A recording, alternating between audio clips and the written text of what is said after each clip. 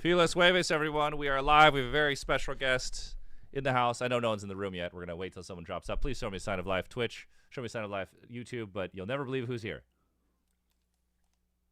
I do wish I had some beer. You have any beer in the house? Nope. Cleaned it all off. No beer in the house. No beer in the house. Not a drop. Oh, Feliz Jueves. What's up, baby? Thank you, YouTube. Twitch, show me a sign of life. Guess who's here? How exciting is this, eh? Anyway. Twitch, sign of life, Twitch. It's Jueves, baby. Oh, wait, I haven't even opened up the call lines. Wait, first before I open the call, we're going to actually, I opened the calls too early. Today's very exciting, Terry, very big Jueves, because we have a new song out called Vibe Cop. I implore you to go check it out right now. Tomorrow, we have a free party in Long Beach. I'll be DJing. And it's the last chance to try the health beer at the Grasshopper in Long Beach. And we have a whole U.S. tour has been announced on sale. The biggest, most explosive, best health tour ever, I'd say, right? Hard to say yet. Oh, shit. Time will tell. Oh, we're going to take this call from England. Coming up right up. England. All right. This is Carl, known as Five Nights at Freddy. Fanta enthusiast. What's up, Carl? Hello. Oh, guys, how's Jake's voice? Hello. Is it? Hey, I can hear you. Hi, Jake. How you doing? I'm good. How are you? I'm a little uncomfortable because I've never done this before, really, but I'm sure I'll get the hang of it. Yeah, I remember you did it last time, like over a year ago now, I think. And I wanted to call, but I was like way too nervous to. Why do you come? But this time I was like, I need to call him because like I know it doesn't really happen often with you, so. Magic Horn, thank you for making me come. Thank you for giving the gift to come. Okay. I think there's a lot of minutia here that I'm not familiar with, so maybe you can explain some of this to me as it happens. So that's Keanu Reeves. I can see that. It's someone has gifted a sub on Twitch to people. Why do you come? And this is the sub notification. It's a very nice thing. It's a very, very kind thing, very beautiful. It's thing. a little distracting, to be frank. Yeah. Well, they gave a lot. They gave a lot in a row. But yeah. I don't know how he does it. It's crazy. Like it's like an ADHD thing, I think. Yeah. Why don't you like make it so it doesn't have a audio app? It's because it's just so amusing. It's a huge. It's huge. One time a guy. Comedy through repetition. No, a guy gifted a fucking 100 or subs, and we were there for like 10 minutes, and it was like, and it's the same video of a lady farting. Yeah, here we go. Thank you for making me come. Her respects. Thank you for making me come. I appreciate that.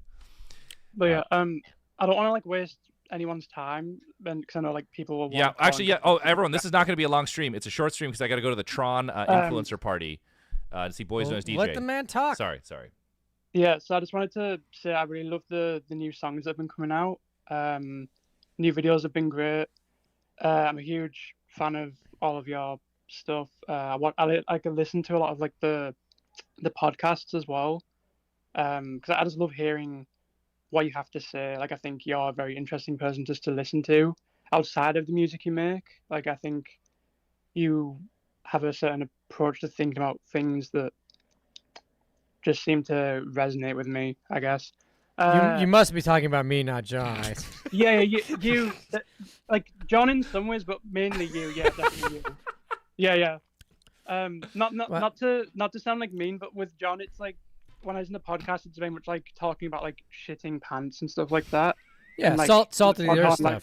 Which is good. That's good. That's funny. But like, I like how deep a lot of your podcast stuff is. Like, there's not many people who talk about sort of stuff or are as honest about certain things as you are, which is like, I think it's incredible. Carl, have you ever heard the saying, brevity is the soul of wit? Yeah, that's definitely not my strong suit. Thank you for listening to any of my podcasts. I can't, when I do them, I just imagine that no one would ever listen to them because it's hard for me to. So you're like one of 5. Yeah, the day I die is the day you have like 0 listeners on a podcast, I guess. Okay. But I just wanted to say as well. I'll keep you in mind. Carl, I'm worried you're gonna get fucking diabetes from drinking all the fucking Fanta, but. Oh no! I don't drink the sugar ones. Okay. I drink the 0 sugar. Yeah, those are probably worse for you somehow, I bet. Probably. They'll probably reveal in like 10 years that they give you fucking cancer and AIDS and shit. I don't fucking know. Mm-hmm. But I was just gonna say that my sister's birthday is in 10 days, and she really finds you funny, Jake, and finds you interesting. She's not really super into the music, unfortunately, but she likes when you like are on speaking and stuff like that on podcasts. Like she'll listen in, and she finds you really funny, just like your humor and everything.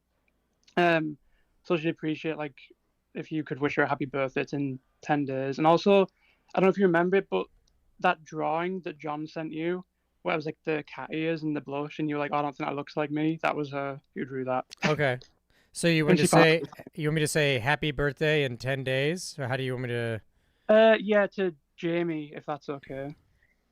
Okay. Do you want me to give her a specific date, or just you can use it whenever you want? It's the 13th of October. I'm trying to think of how to phrase this in an organic way. Dearest Jamie, happy birthday on this 13th of October. She'll love that. She'll find that fucking great. Okay. Thank you. I find it difficult to believe that someone's not a fan of the band, but a fan of my personality. My speaking voice? Yeah. It's weird. Like, she likes some songs, don't get me wrong. She's not like a hater or anything, but she's just not like. So she's a fan of Jake's speaking voice, not his singing voice. Yeah. My radio voice. I think maybe, but she loves her songs like "Don't Try." She's just not into like the really heavy stuff. I think that's what it is. Oh, that's fine. I don't like it either. All right, Carl. Well, I'm gonna start opening up the lines. I'm gonna keep it moving, bud. Yeah, it was nice talking to you. We have limited time with Jake here. He's a very special guest, and drinks my Fanta. You got. Nice to meet you, Carl. Yeah, nice to meet you too. All right, here, guys. I'm opening up the American line. I totally forgot about that. One sec. We're a little touch and go here tonight. If you're in Los Angeles and Long Beach, free party tomorrow at the Grasshopper. Last chance to try the health beer. Oh shit! Oh, Jake, watch this out. Look how slick we're in here. Check that out. What's up, your live? Hey Johnny. Hey Jake. How are both of you all doing? I'm doing okay. Well, my name's Tyson. I'm right now in Fort Worth, Texas, right now, and I just wanted to call in and say that I am a massive fan of you. Especially when it comes to you being a singer and everything like that. Favorite lead singer of all time. So, thanks for having me come, MJ. Thanks.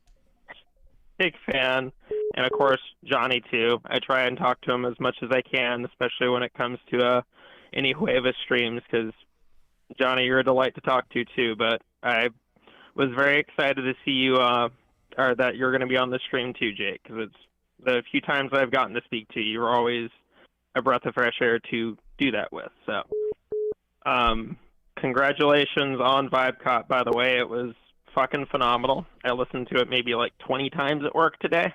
It was so awesome. Oh yeah, where do you work? I hope you're listening on headphones. The Fort Worth Zoo. I work with snakes and I work with a bunch of reptiles and stuff. Ooh, interesting job. That's way cooler than I thought you were gonna say. Yeah, no, it's a bunch of animals, so a bunch of reptiles were also exposed to the new song today too. So, well, thanks, man. I appreciate it. John, move that window, would you? So I want to make sure I'm not making a stupid face. You got it. Yeah, there we go. No, it's like I said, I'm super excited for the new album. Between the two songs that were just now released, I cannot wait to hear every other one. I imagine they're going to be just as awesome too. There's only 2 songs. We don't have the other songs yet.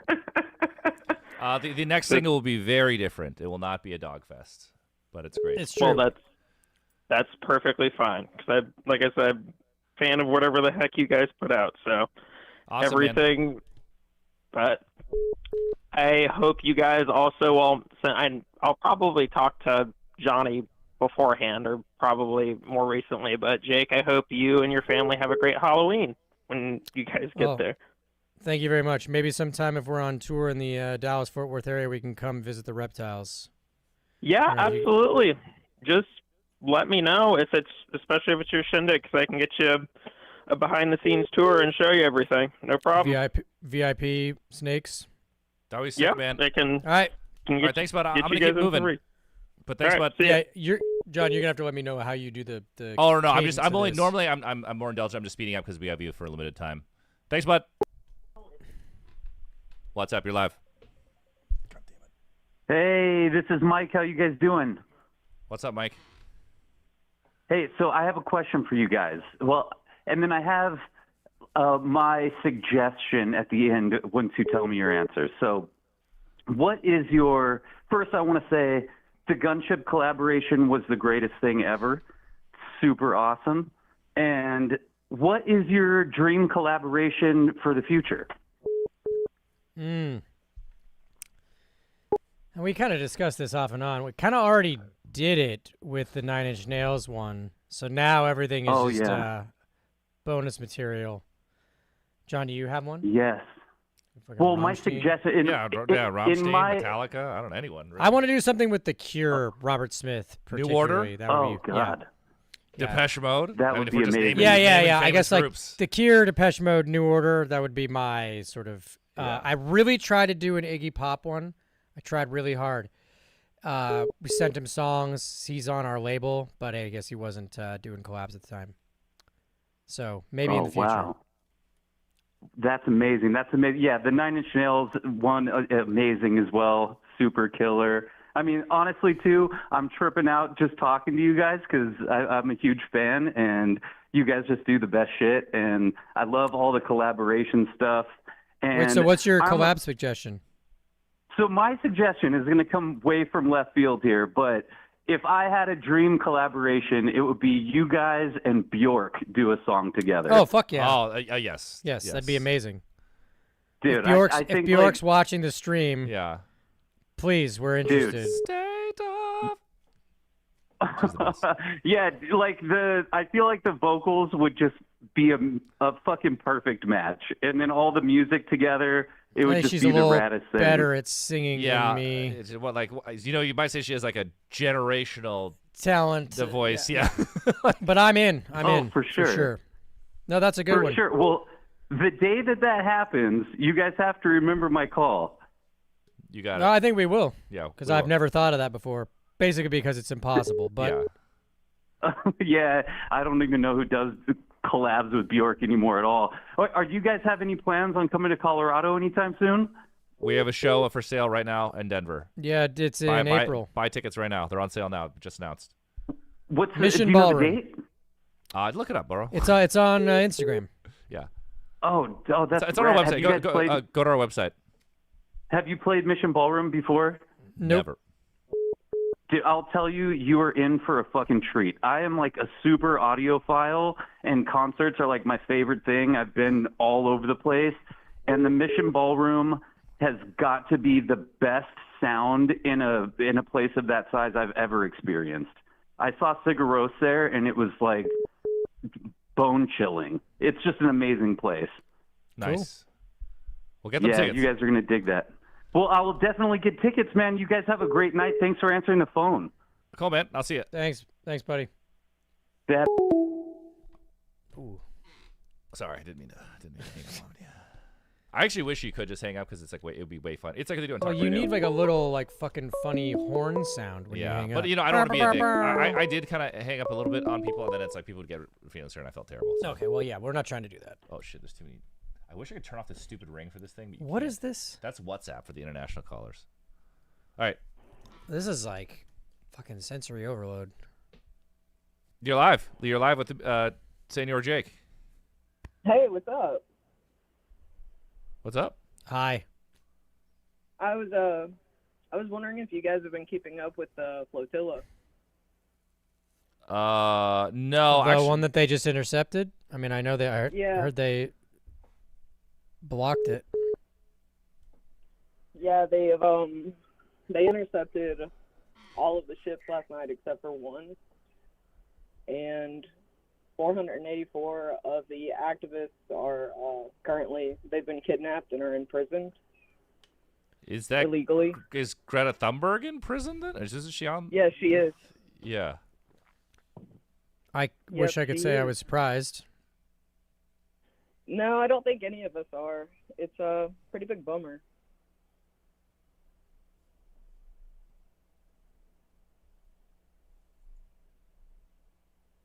Yeah, I mean, I haven't read I read about it this morning, but I haven't. We've been working all day. Yeah, actually, it's funny. The music video was uploaded at 5 a.m. last night. Oh man, so y'all were busy like all night. Yeah, well, we've been at quite a schedule. All these videos have been done. It's extremely last minute. Yeah, and we got to start the next one now to hopefully not do the same thing again. But we always do the same thing. Yeah. Well, this is actually this is way crazier than normal. You make a video. Huh? It depends on the concept. Okay. I mean, this one is like what takes all the time is the editing. Editing, yeah. The shooting is usually, because of budget reasons, you usually only shoot one day. So shoot unless do you it's all like have, shoot is people fine. that you go to like regularly, or Yeah. do you have like so you have like faves? Yeah, we're also doing these like small crew, very low budget. Oh, thank you for making me comment, Joey Clef. Well, fortunately, we live in LA, and so we know a lot of people who their regular job is working in film and TV. So there's a lot of resources, but still, it ends up we have a very specific style. So it's kind of hard to just pass off. Like we're not usually able to. I can think of maybe one time or two times ever that we've just had footage shot. We're not there, and then it comes back to us, and it's edited, and we love it, and then we're done with it. So we have to be really involved. So it ends up taking a long time. And since we don't like doing it, we put it off till the last minute. So there are like shoots where you're just like, I'm not having a good time, and you sort of. Well, no, it's just a lot of fucking work. It's a lot of fucking work, and it's and the return on, and I think they're important, but they're not what they used to be. It's not like, so that's why we're committed to doing videos for these singles, so we've been doing them. I think it's really cool that y'all do your videos the way that you do. Like, it feels like, I don't know, the way that your talent works. They like with video games, for example, I really love video games that are made with really limited resources, but they push those resources all the way to the limit. And I feel like your music videos kind of have like that vibe. Oh yeah. Oh yeah. Oh yeah. These are cheap videos. Whole buffalo. Real you got to cheap. use the whole buffalo. We have never made an expensive video. I fuck with that so much. Well, especially now, like... there's just not any. It doesn't make sense to make an expensive video. Simultaneously, they still matter, but they're also hugely devalued, especially because it's long form. So, like, we find that it's pretty necessary and helpful to do it, but then even still, the what you get back from it's pretty limited. So it's like a crazy amount of work. It's not the same as example for making a song. You make a song, a lot of people hear it, they listen to it a bunch of times. You get to go play it live, which is why we got in the game. So it's kind of like a necessary evil. But that being said, anytime we do anything, we usually get pretty absorbed into it. So then, like, you want to make sure it's right. So that's why it ends up taking so long.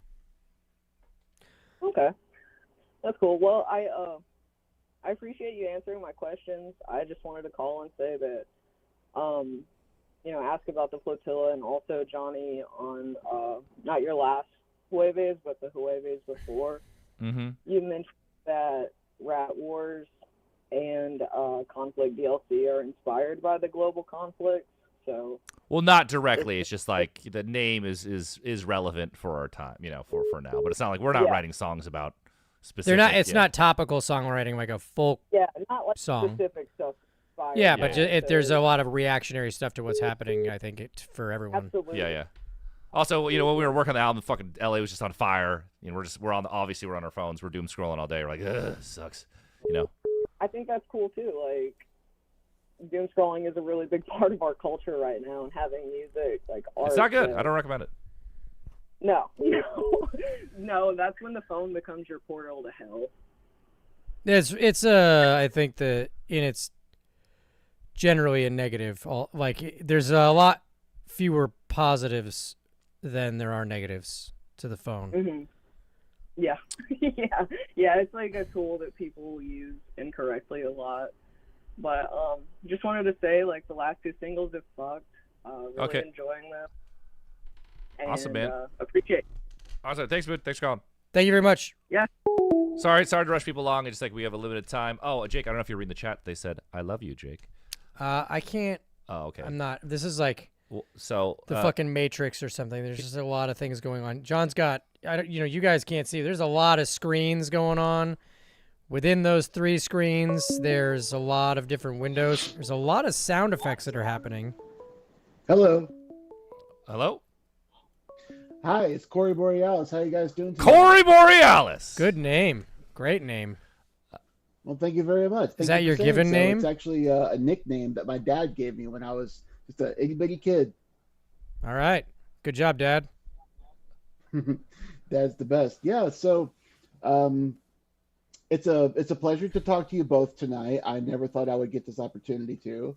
So I want to take this very brief opportunity to say that you guys collectively, you and Benji are like, as Health is my most favorite band of all time. Thank you. Guys even, yes, you even surpassed Nine Inch Nails, which has been my favorite band since I was like, I don't know, 10, 11 years old. I was like way too young to be listening to that shit. Nah, that's not too young. Yeah, I think all of us also like, I got a Nails because of Quake. So I was probably the same age. Yeah. Okay, yeah, I mean, yeah, that's legit. Quake is really fucking cool. No, like I first heard Nine Inch Nails whenever Closer blew up. And, you know, that song is like the most R-rated radio song of all time. Oh yeah. Other than probably WAP or something. Yeah. Actually, they kind of got blown into the water, but for the time, bananas. Oh yeah, absolutely. And I remember when I was riding in the van with my parents, every time it would come on, my mom would just like immediately like whip her hand out to the volume knob and just click it off and be like, ugh, what drivel. And then I found out like 20 years later that if nobody else was in the car, she would crank that shit up and rock out to it. She loves Nine Inch Nails. My mom would pretty much let me listen to anything except for if I was in the car, she could not fucking stand Dead Kennedys. That was the one. Just Joe Biafra's voice just drove her insane. She wanted to crash the car. So yeah. I mean, everybody's got their thing. Everybody has their taste. I mean, like my parents hate System of a Down because of Serge's voice, but I think Serge's voice is beautiful. So yeah, kind of in the same boat. I think that Dead Kennedys is a hard sell if you're not young when you get into it. Yeah. Like you could get into Nine Inch Nails, like you'd never heard of it, and you're 38, and you're like, oh, I never gave it a chance. But it's hard to get into like seminal punk rock when you're old. You can't get into Black Flag if you're over like 22. Yeah, like you need to hear it when you're young. No, exactly. Like it has to speak to the anger inside of your youthful. Well, it also soul. sounds all fucked up. That's the other reason why. You know, there's not a lot of like normal, appreciable musical virtuosity in it. So you kind of have to be able to connect with how raw it is, and you have to be young to do that, I think. Yeah, no, I absolutely agree with that. And on the subject of virtuosity, virtuosity is great, but I feel like virtuosity is overrated. Well, you're lucky for you because there's none in this band. So, well, why do you think I love you guys so much? No virtuosity. Well, great film, by the way. I need to check it out. I'm not familiar with it. It's terrible. Like a virtual reality movie. Virtuosity. Oh, okay, never mind then. It's the sci-fi one. It's a sci-fi. Yeah. Joe loves this shit. Never mind. I was thinking of Johnny Mnemonic, which is that. Johnny Mnemonic sucks ass. No, they're both dog shit. But it's in the same family tree. Yeah. Okay. Like bad 90s sci-fi. I'll avoid it. Actually, here's the thing. If Johnny Mnemonic had good action, it would actually be awesome. But the action blows. And then same with Demolition Man. If Demolition had good action, it'd be awesome. But the action sucks ass. The action does suck ass, but at least it's funny. Yeah. I do quote those movies. Wesley Snipes' hair is rad in it. Oh yeah, Wesley Snipes is rad. I mean, Dennis Rodman based himself off of Wesley Snipes. Yeah, no, he saw that and he was like, "Oh, I'm gonna." Yeah, so it's. I mean that totally tracks. That totally tracks. But I mean, Wesley Snipes' hair. Honorable mention Sandra Bullock. Better. She's really good in it too. Oh yeah. Yeah, Bullock. And also Judge Dredd. There's like another that movie is total dogashita, man. No, it is. But I watched it on YouTube the other day because it's just free on YouTube, and I was like, you know what? The special effects actually weren't bad for the time, but this movie sucks ass. It really sucks. He takes off his helmet. Max von Sydow, no less. Classic. Yeah. Legend. Really? Yeah, really. I mean, I love him, especially in Minority Report, but like, wow, what a waste of talent. What a waste of talent. Father Marin. Okay. Father Marin. Yeah. Okay. But I know you guys have to move on, so I just want to ask one really quick question, and Sure. this is for Jake because Jake, thank you for being here tonight. Um, because I don't know otherwise, like, how did you fall into creating the sound that your voice makes in Health? Because it's unlike anything I've ever heard, and it's absolutely beautiful, and it was what absolutely sold me on the band. So if you could explain even just briefly, like, how did you fall into that, and why did you choose that, and also bonus, thank you for choosing that. I think it's fucking awesome. Oh well, that's just how I sing, man. That's just how you think. No, That's that's how how you I sing. sing. That like when I, that's my natural singing voice. You know how like you, if different singers have different timbres and their voices sound specific in a certain register, whatever. It's like I'm a high tenor. What? It's the most. It's not an affectation. Like I didn't figure out a way to do. If you think of like the way I sing, it's like pretty basic. I'm just trying to sing in key. I don't have like a, oh, this is a hardcore band, so I have to do a growl, or it's like the way Yeah. the way a little kid would try to sing in music class and be in key. That's how my voice sounds. So there's not like Okay. a lot of premeditation. As the years have gone on, I have understood more clearly how that works within the context of the band. But yeah, there's no like affectation or plan to it. That's just how I sing, baby. That's it. Oh, awesome. Well, listen, like that's incredible for me to hear because, like, as I've probably said before, in like other Jueveses that I've appeared on, I have no musical talent or musical ability whatsoever. Like, it just doesn't exist in my body. So I am fascinated by people who are musicians and make music that moves my soul and gives me goosebumps. So when I first heard your song, clear up until this very moment, I thought you were digitally altering your voice to be higher pitched. No, it's just like a weird thing. Like my speaking voice is like fairly low, and if you listen to, you start paying attention to this kind of stuff when you are a singer. But you know, you can hear someone can be singing a song in the same key, and without transposing it or making it higher or lower, someone who just has a different timbred voice will sound much higher or lower singing the exact same notes. For whatever reason, my voice sounds like this weird, fucked up helium like nymph, eunuch, strange, genderless kind of thing that to me just sounds like my voice. I feel like I'm singing like fucking, I'm trying to sing like Paul Simon or something. Just like a normal, unaffected, I don't scream, but for whatever reason, I kind of hear this a lot, that it sounds like some strange, you can't tell if it's a man, if it's a woman, if it's a child or whatever kind of thing. I don't fucking know. I guess it's just weird, but that's not within my control. I'm not doing anything to augment it in a way that is stylized. You know, one thing what I've discovered is of making music is everything you think is an effect is just usually just how it sounds, especially with someone's Really? voice. Yeah, like you're always like, Wow. oh, that's so and so's. They probably have some things like, no, it's just what that dude sounds like. I mean, there are obviously certain genre constraints of like a death metal scream or a black metal scream is like this, and you're emulating that from another band you like, but then even within that, your voice is going to sound specific to you doing that style, and it either has character or it doesn't. There's a Yeah. lot of ways that you can learn to sing, but you can't really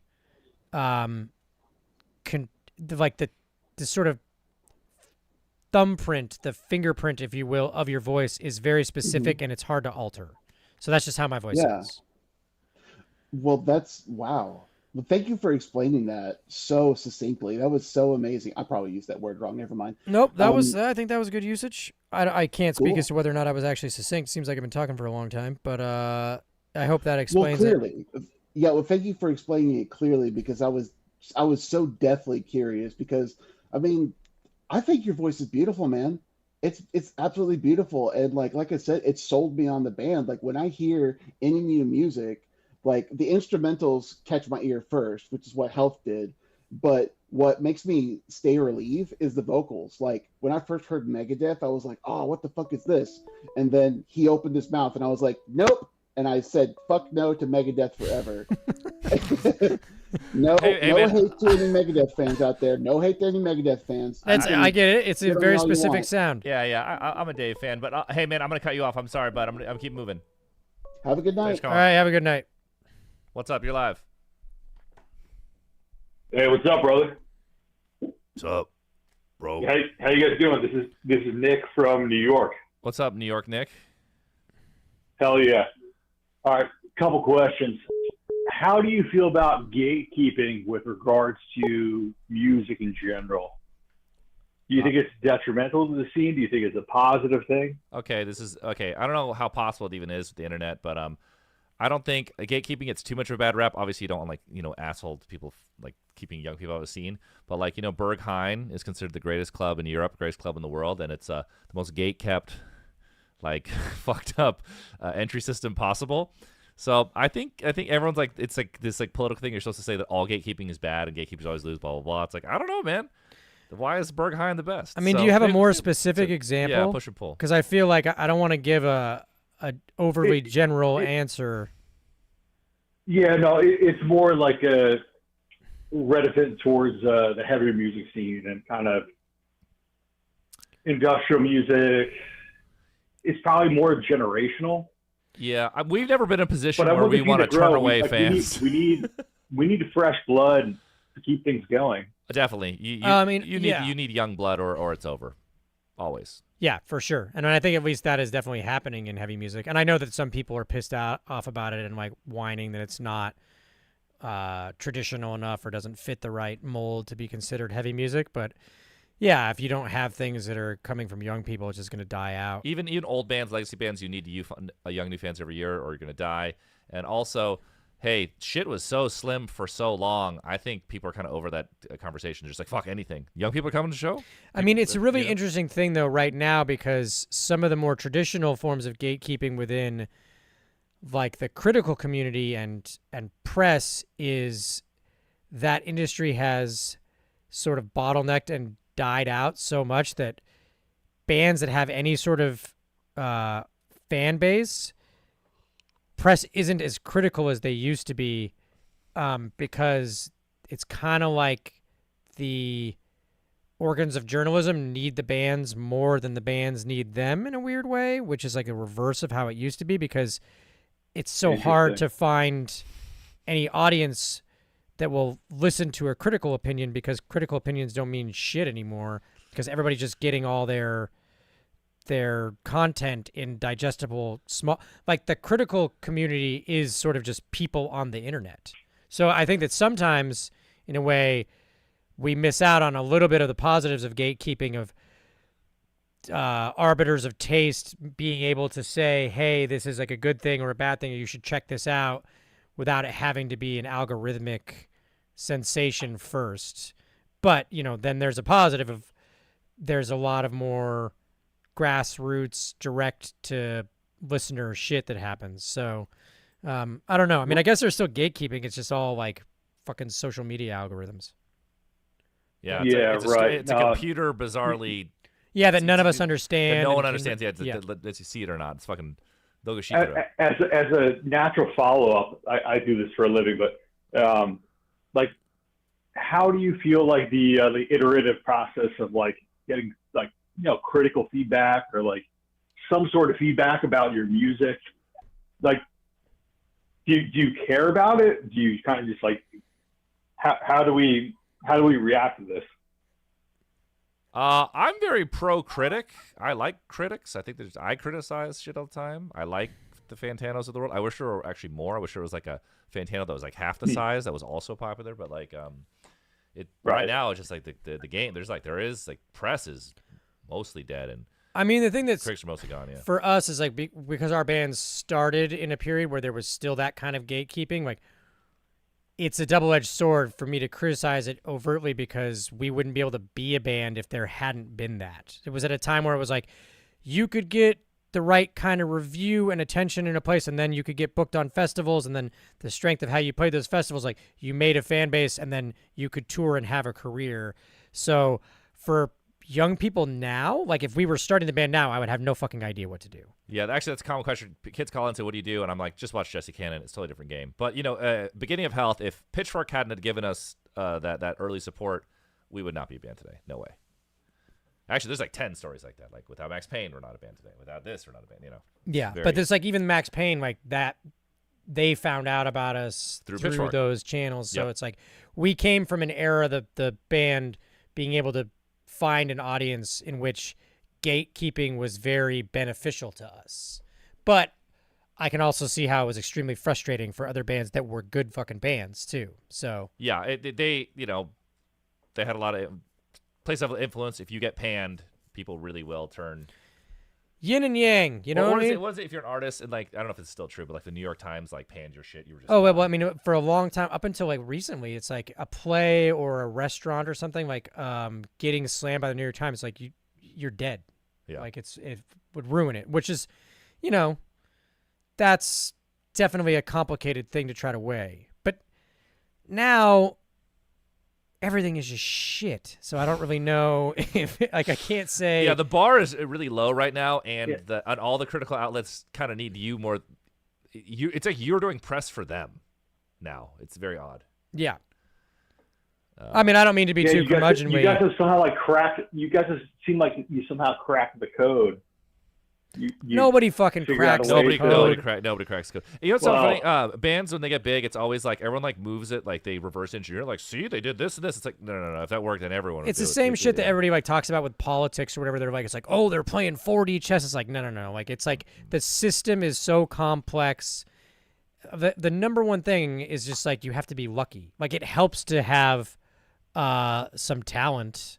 Sure, but you can and work hard, but especially now you could have zero talent. People just put out straight ass and it's getting explosive. Yeah. So who knows? At least like in the past, it used to be like, hey, you want to be in a really popular band? It's like you better be really good at singing. Oh yeah, or really good at playing an instrument. That shit doesn't mean anything anymore. Yeah. So Quincy Jones, get the fuck out of my studio. yeah. It's just like, oh, that person needs compression on their voice. Well, then they're fired. So now you don't have any of that. So, I guess we're benefiting from this reduction in quality. We're doing well in the worst timeline, and maybe that's the only time we could do well, so I can't complain. Oh, man, I think definitely. I think that, like, we get these sort of leavings of the scraps of, like, an artistic, creative world that's just, like, dying out. So it's, like, the quality is so low that we get to come in like some sort of a scavenger animal and pick up the dog shit like detritus. A fat rat. Yeah, that is amazing. An amazing analogy. I'll turn the mic over to another. But you got it, bud. Thank you, man. I appreciate it. I'm gonna switch over. Thanks, bud. What's up? You're live. It's Jueves, baby. Big Jueves. I got bars, baby. You got bars. You got bars for Jake. Hit it. Oh no! Don't do this to me. I got crazy social anxiety. If someone starts rapping, I'll leave. No, really, Jake. This is kind of a hallmark of the show. Shit. All right. I'll do it for you, baby. It's a hallmark, baby. Yo. I'm here with Johnny and Jake. I gotta tell me ache. Going through a farm, just stepped on a rake. Conflict DLC better go crazy. The Sims DLCs were so shit they gave me rabies. Jake's guitar puts a smile on my face. If he touches Johnny's bass, he might disintegrate. Cause Tosis butt plug loves none in our hearts. I should probably take it out because I really have to fart. I'm so stoked to see you guys at Royal Oak. I'll bring some Coke along with an artichoke. My bass strings are so sweaty, so moist. Now I got a conflict in the Deutsch. Woo! Bars, baby.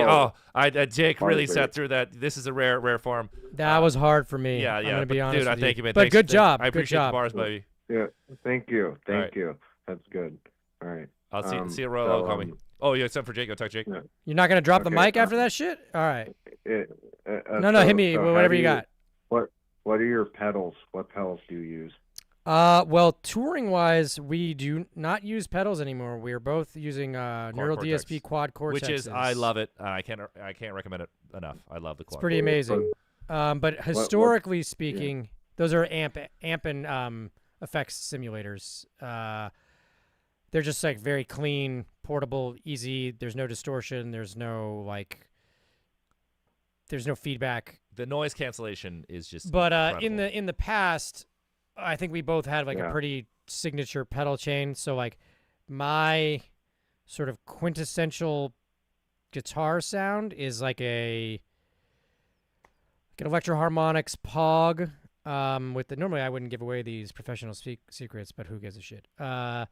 Like with the octave, sub and high octave both maxed out, so it gives like a glassy, almost organ sound, and then like a blue sky reverb pedal, and the best overdrive would be like a vintage DoD 250 overdrive pedal, which they made a lot of in the 70s because they sound really metallic and fucked up, but they don't sound heavy or like bro-y. And then I love just the modular delay on a fucking Boss pedal. But the classic like Max Payne area was like Boss made these RV3 pedals. It was a reverb and delay in one pedal, and we used it for just one setting. It's number 7, which is very strange. But all of Max Payne, we put the fucking drums through it. Yeah, it's fucking crazy sounding, but they always break. Yeah. That's why Boss stopped making them, so we kept having to order them on eBay. And there's no real way to approximate that pedal. That's just kind of awesome. like. Oh wait, someone in the chat earlier, I was trying to answer it. They asked what's Pain, the reverb on Pain. That's the Blue Sky pedal. That's just guitar through Blue Sky. It's the Strymon Blue Sky. It's amazing. I mean, the Strymon Blue Sky with the right settings, it just sounds like a Brian Eno song. Yeah. Oh, it just sounds like it just sounds like high. Yeah, it's like with the sustain way up, so you don't hear any of the attack. Have a bite. Yeah. Okay. That was for free. That's crazy. I'll see you around. All right, I'll see you around, bud. Thanks, bud. Thanks for the rapping. Lone Wolf X6. Thank you for making me come, Lone Wolf. Oh, what's up for your live? What's up, homie? What's up? What's up, baby? How are you? Damn, how are you doing? Riz me up, shout it. I'm trying to riz you and Jake from State Farm up. Oh my god, damn. Jake from State Farm. What's up? What's up? He's probably on right now. I think there's an NFL game on.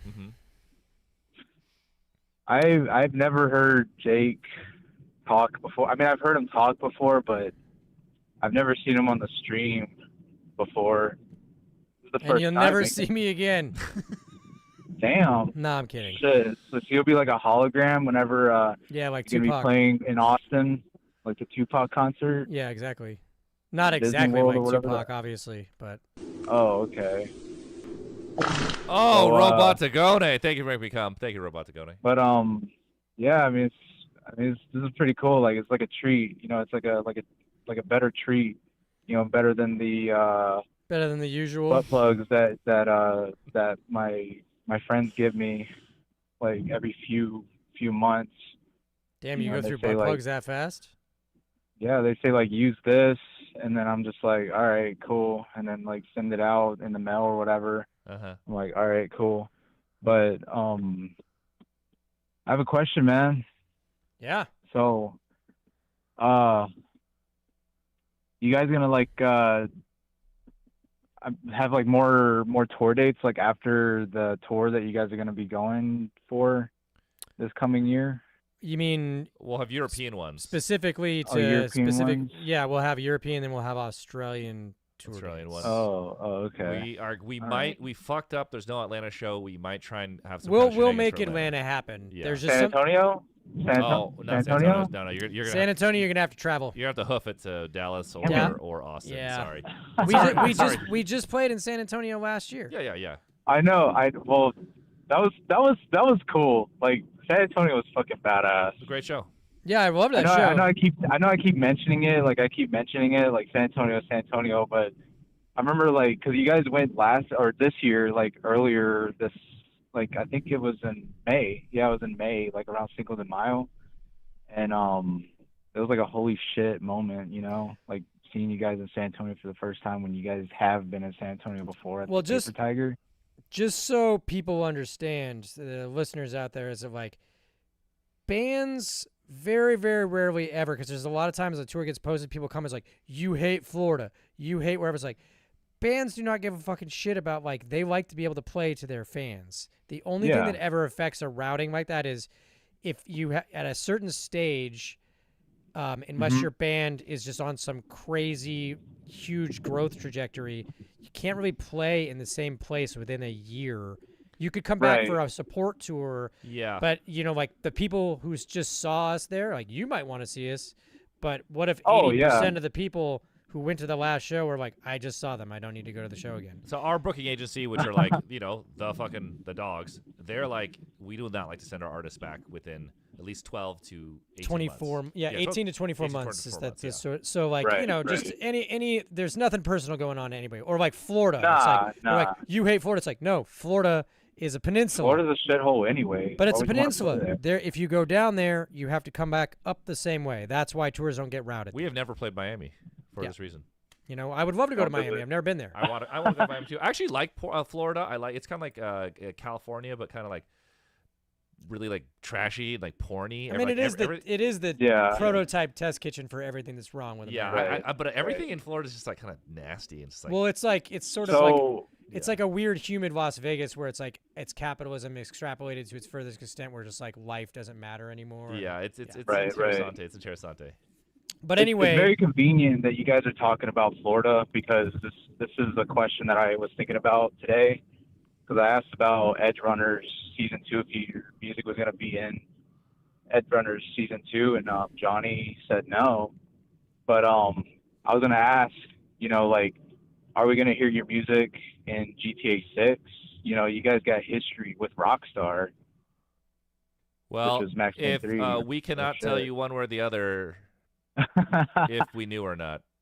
I feel like it should be in there. If there was going to be a song in GTA, we couldn't tell you. And if there wasn't going to be a song in GTA, we couldn't tell you that either. Yes. I mean, how hard would it be? Like, how hard would you guys be? Like, if how hard would I get? How hard would you get? I mean, would I be able to see it from San Antonio? Oh yeah, baby. I got a boner the size of Mississippi. Hell yeah, dude. Well, he is on it. He's in front of a camera. I hope so. I hope so. Because it's just like that song Tears, which is like, you know, Max Payne 3. That's like a song that I would right. That's a song that I would imagine being played at a strip club, and you know, it's possible. Maybe a Portland strip club. Yeah. Maybe any kind of strip club. I don't give a shit what strip club it is. Not in North Dakota. It's like a hell no yeah, way. dude. But that would be fucking cool, like hearing your music in that game. Hey, like, but I agree. I concur. But right. it's not up to me. And that's not up to you. But okay, so this is another question too. How were you guys approached, like, to get your music to be like to make the soundtrack for Max Payne 3? Like did you guys like know somebody on the inside? No. Just like cold call. We were in New York playing a show at a Vans skate park, and we got contacted just like, hey, the guys from Rockstar Games want to take you guys to dinner, and we just figured that they wanted us to maybe have a song in the next GTA because we know there's so much music in it. And then when we met up with them, we realized it was like not that. It was they were looking for more. Originally, they were just looking for heavier music for like when the run and gun stuff got more intense, and they wanted us to contribute like more intense, aggressive layers of sound, and then from there, it just ended up us doing all the music for the game. What was that meeting like? The whole, like, you know, the dinner and all that. Like, was it, you know, free? They're really cool guys. I think their main thing is when they heard that album, you know, they didn't really know. It's like, are these just guys fucking weird art weirdos? You know. I like it. Well, basically, Rockstar Games, the music department especially, have become like family, like homies to us, and it's a very, for such a huge company, it's like a small cottage operation of the music department that works very closely with the high up echelons of like how that, it's just like run by dudes who really fucking love music and are really cool. So I think that's why it ended up working out. It wasn't like, and they picked the right ones, you know, they fucking picked right. Well, it was very cool for us. Yeah. And then same thing, you know, like whenever you're like, I mean, I would hear your guys' like music like throughout the years, you know, like what's that one movie with Charlize Theron? Atomic Blonde. Atomic Blonde. Yeah. And like that one time when you guys opened for the neighborhood, you guys played like one or two songs from that soundtrack, and I was like, holy shit, this is so cool. You know, like this movie just came out, and then you guys are playing music from that movie. I thought that was badass. And then like what's even crazier is that, like, did you guys change venues, like, for the Austin show that's coming up? Because I think it was somewhere else, and then you guys, like, updated it, right? So there was a last-minute jungle, which is in the chat. Sorry, that's why we're not playing Houston, and something we can't say. But and obviously, it's a carpenter route. We're coming from France. It's very complicated. So unfortunately, we had to miss Houston. And Atlanta, Atlanta and Houston. Atlanta, we're gonna fix. We're gonna figure something out for Atlanta. Houston, Okay. I'm sorry. If you're in Houston, just go to Dallas or Austin. It's just that a rerouting had to happen. There's, like I said, I was trying to explain earlier that there's no. We would love to play in any city where we have fans that want to come see us play. It's just there's time constraints, and like logistical shit that sometimes comes up. So, but we'll be back for sure. What's really cool is that the first time I saw you guys was during was in late 2017 when it was snowing in Austin, and you guys are gonna be at Emo's this time again. You know, first time I saw you guys there, and like seeing you guys there again, you know, and at Emo's, and like it's gonna be amazing, you know, seeing you guys again. And I can't wait to see you guys, you know, and maybe when Johnny surfs the tsunami, I'll be able to touch his ass cheeks again. Again, huh? Sweaty Don't touch ass you don't all wanna over touch my his ass. hands. You got it. And hopefully Benji comes into the stream one day. But it was good talking to you guys. I think Jake. I'll have to do. Now we've done a Jake. Had Yeah, Jake. he'll Now have I to gotta do do. a I gotta do a Beach episode. Beach stream All right, next. all right. I'm I rub think one out Beach has real been on soon. the stream before too, Beach right? Rub one and out. Jake have been on the All right. stream before, but very shortly, so we can do a Beach episode sometime.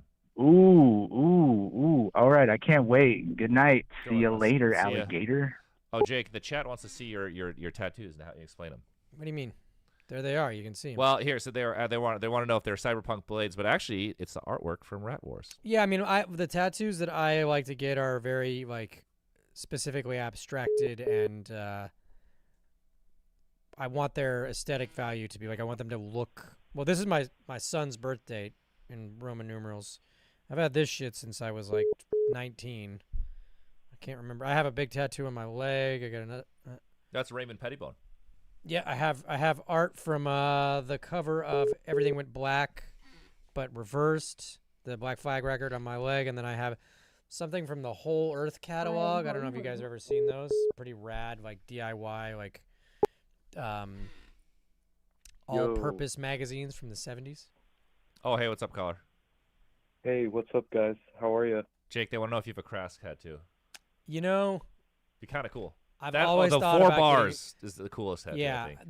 the coolest band tattoos are the 4 bars, the Crass symbol, and Crimson Ghost, and then the Crimson Ghost. Yeah, those would be the best ones. So, but I don't. Even though I love Crass and I came up with it and was obsessed with the band, I feel like it's a little bit unoriginal to have a Crass tattoo. However, I will say that whenever I see someone with a Crass tattoo, I usually think it's pretty cool.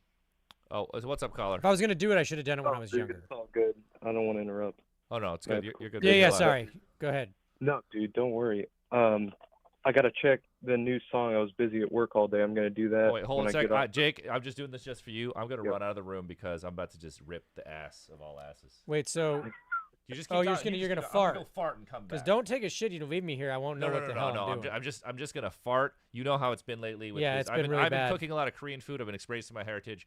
My ass has been on the fritz. It's been the kimchi. Yes. You guys see that couch in the back there? It's like pretty far away from here. The other day he farted and I was sitting back there and it was like instantaneously I had to leave the room. It was like DEFCON 5 farts. Anyway, hit me with your question while John's outside Right. So being a stand-up guy. I'm glad that you're on because I feel like you and Johnny might have a different perspective. So for music, chances are yes.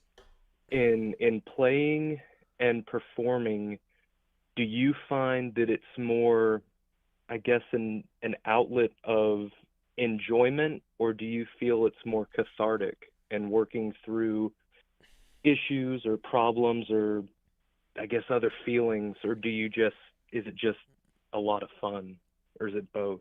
Oh shit, dude! I don't know if I have a lot of fun doing anything anymore. I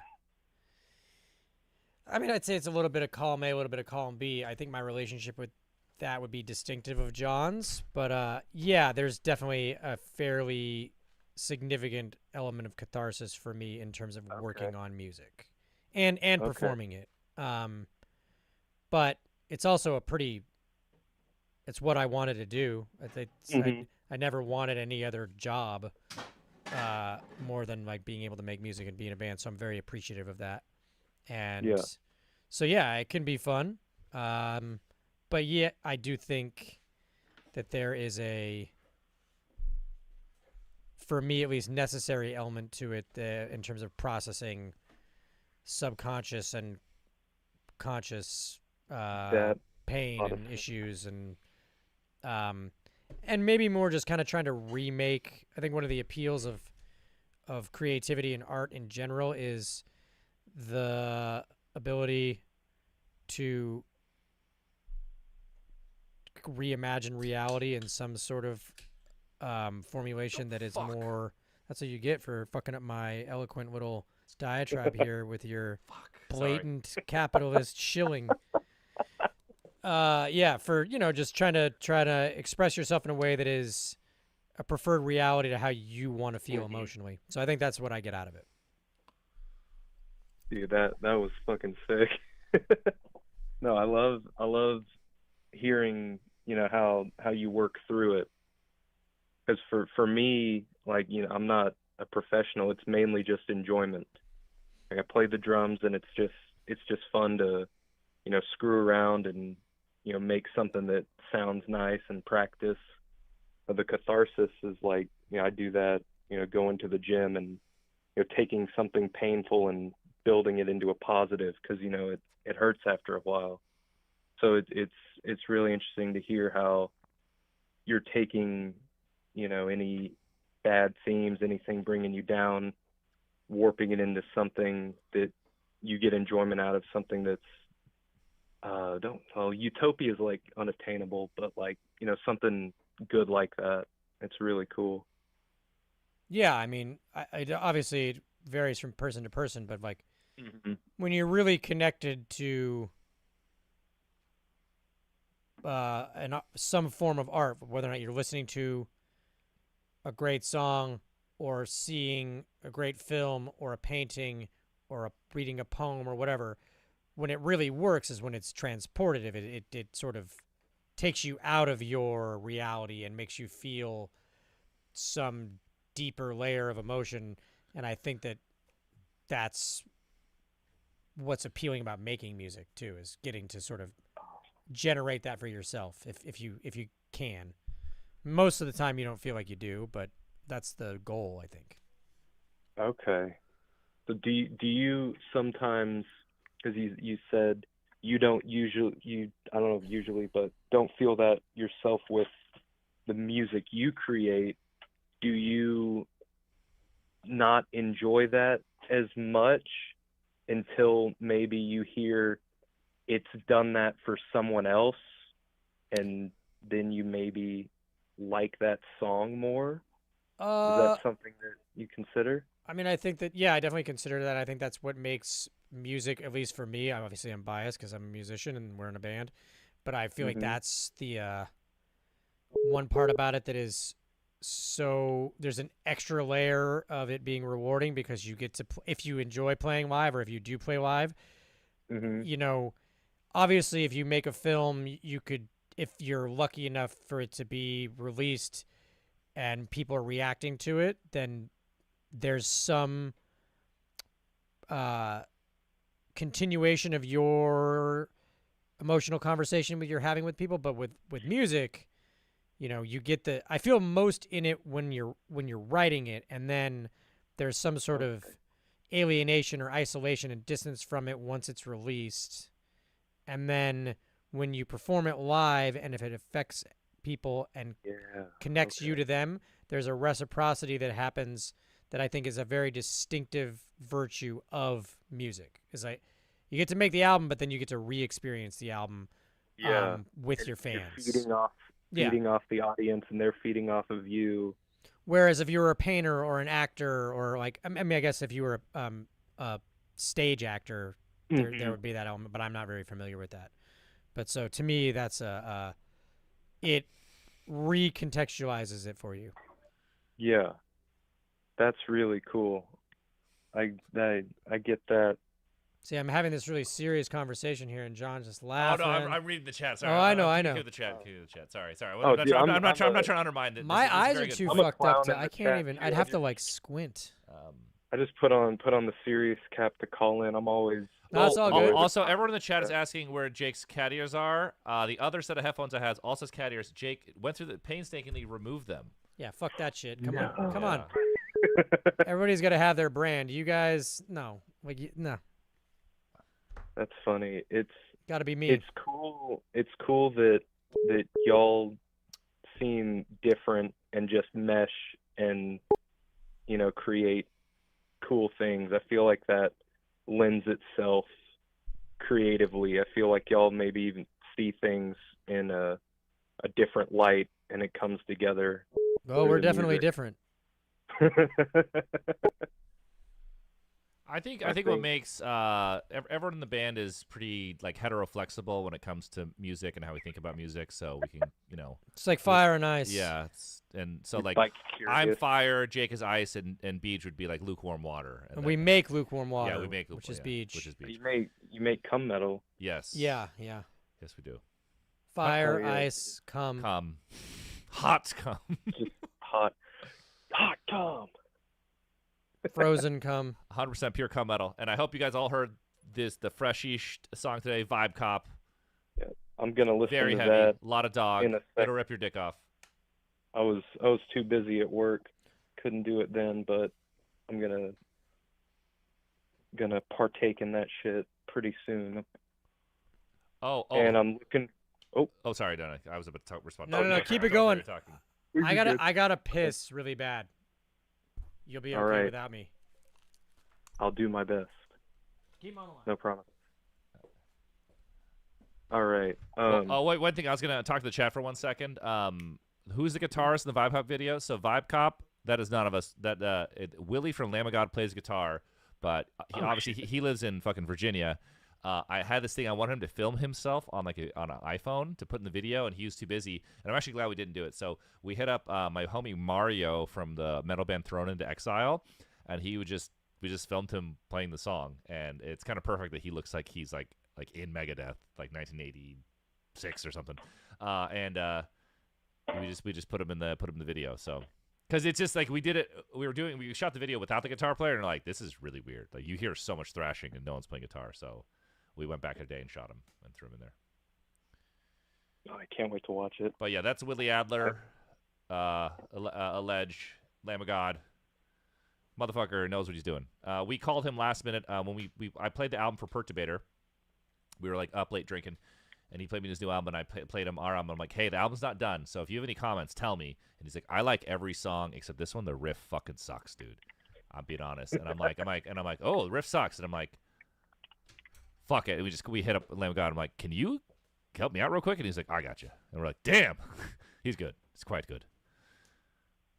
Dude, that's so cool. Just like y'all are just able to just, hey, help us out. And you got all these buddies that are I'm really blown away by how nice and accommodating Willie has been. I mean, we've done now like a lot of collaboration with Lamb of God. Yeah, strangely. Very strangely. And we went to their show at the Forum. Shit kicked ass. That was like, it was such an awesome show.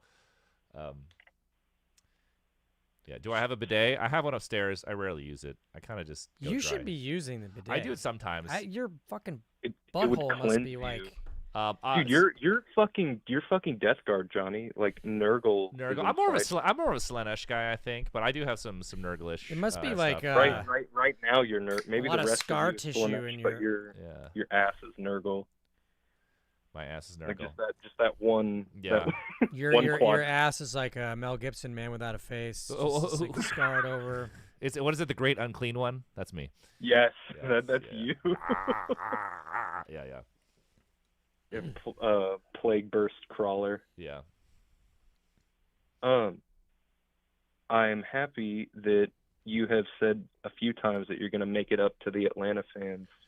Yeah, we are going to figure something out. So we're trying to figure something out, and we might, because I really want us to go back to Dragon Con, but we kind of already did Dragon Con at the top, so we're gonna think of something. You know what's fucked up is the truth is that like we both failed to notice that in this rerouting. Originally, we were playing in Atlanta. I can't remember the name of the venue now. Yeah, but we had this huge Atlanta show booked. It wasn't Masquerade. It was bigger than that. Bigger, yeah. Oh shit! Cool.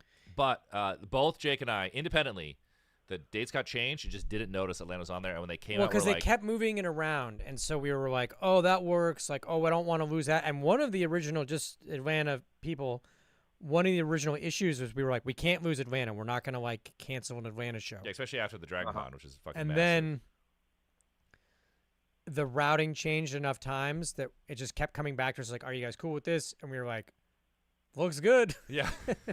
and that date was just gone. We announced the shows with Picard Root, and it's like, oh fuck, like no Atlanta, god damn it. Like, yeah, no. So, someone, the first comment was like, "Oh, no Atlanta," and I was like, "Oh no, there's Atlanta." I was like, "Shit." Yeah, and So- also like Yeah, I saw last on tour, Instagram. the Rat Wars tour, Atlanta was the #1 for merch. Yeah.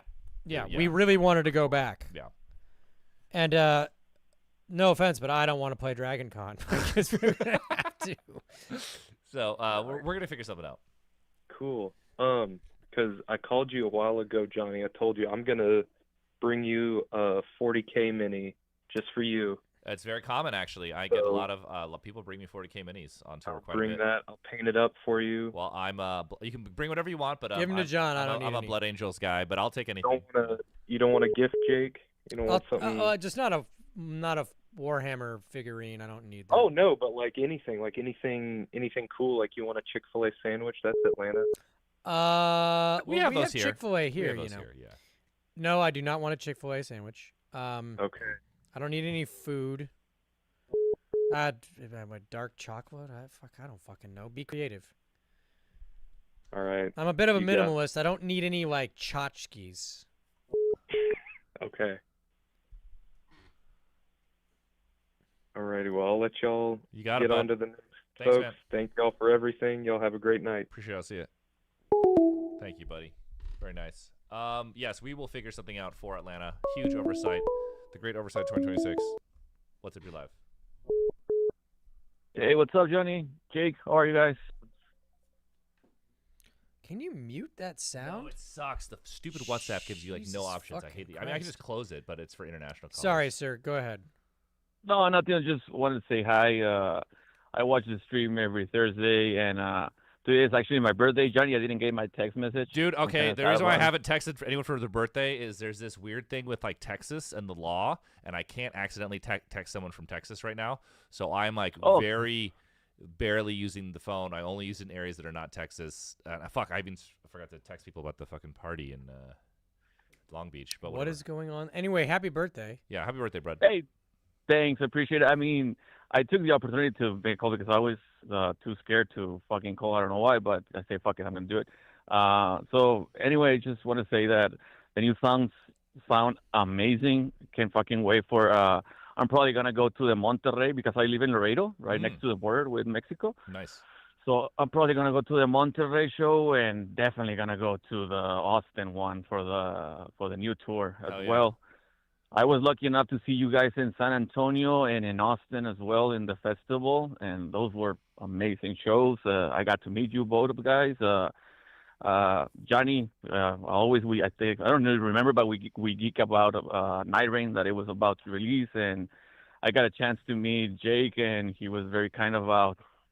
We talk about mental health and stuff because it's something that I struggle a lot. So anyway, just want to tell you guys are amazing. Love the new album. I mean, the new songs. I can't wait for the new album. And I don't know, just got the nerve to call you guys and just say I'm a big fan. And well, hey, come say hi at the show. Yeah, thanks, man. I come out after every show. I do not come out after every show, but it's not because I don't care or appreciate everyone. I just don't. Oh no, I know, dude. And like I said, I was lucky enough to talk to you in San Antonio, and you were really nice to me. And yeah, I'm and shocked my by wife. that. I can't believe that happened. It's Johnny and Jake actually, and my wife is here with me. Well, yeah, man, we'll be. Yeah, I'll see you there, bud. We have a couple Texas shows in New Year, and then obviously we have Monterrey. Yeah, Monterey with Pierceville. I'll see you there, bud. I'm gonna move on. Thanks, dude. Thank you. What's up your live? It's Johnny holy and Jake, shit. actually, and my wife is here. Oh yeah, you have to mute the stream, homie. You got to mute the stream. Oh, okay. Screen's muted. How are you? I didn't expect you to pick up. Maybe my stream is delayed. No. Everyone's stream is delayed. That's why you can't have the stream audio. It's like the stream is about a minute or 2 minutes behind. Oh, okay. Sick. That's crazy. I really didn't expect you to pick up. Love you guys. Huge fan. That caught me so off guard. Yeah, if you've gotten like a million Instagram DMs from some guy obnoxiously asking you to cover Creed songs, that was definitely me. Okay. Many messages about Creed, but that's not what my questions are about. Oh man, I'm so nervous. Don't worry. So my It's question's okay. for Jake, and it's only going to make sense if I'm wondering if he reads much. Do you read much books or not really? Yeah, I do. Have you ever heard of actually, wait, sorry to interrupt. There was an earlier question in the chat, Jake, about collabs. They wanted us to collab with Cormac McCarthy. He's dead. Yeah, I know. Yeah. Well, otherwise, no I would have shame. loved to. He could have written the libretto for an opera we did or something. Sorry, yeah, you have a question about books or some shit? Yeah, I was curious if you've ever heard of the French author Michel Houellebecq. Yeah. Houellebecq? Yeah, Oh, I've you read. have? Yeah, I have. Very controversial. Yeah, he is. So, wait, what have you read? I read just some excerpts from I don't know if you're familiar with the Grove Press. It's used to they're like known for putting out sort of controversial literature, like everything like William Burroughs to Henry Miller to whatever, and they had this reader, where you could read excerpts from different things. And I never got what's the most famous, the one that he it was such a sensation in France because it's so controversial. I just it might have been a recent one called Submission. No, it wasn't. Where, it was older. I think it was in the late 90s, when he came to fame. And I've meant to read it, but as I've gotten older, I have I've just been avoiding reading books in translation because I feel like you don't actually experience the prose. It's someone else's approximation of the prose, but it's very different. So there's still a lot of books in English that I haven't read. And this is not any sort of I prefer American or English literature. It's just I'm also fluent in Spanish. So I've read a few novels in Spanish, and what happened is I had this experience where I read 100 Years of Solitude in English, and then I learned to speak Spanish, and then I read it in Spanish, and I was like, oh, that's a totally fucking different book. And it kind of fucked with me a little bit.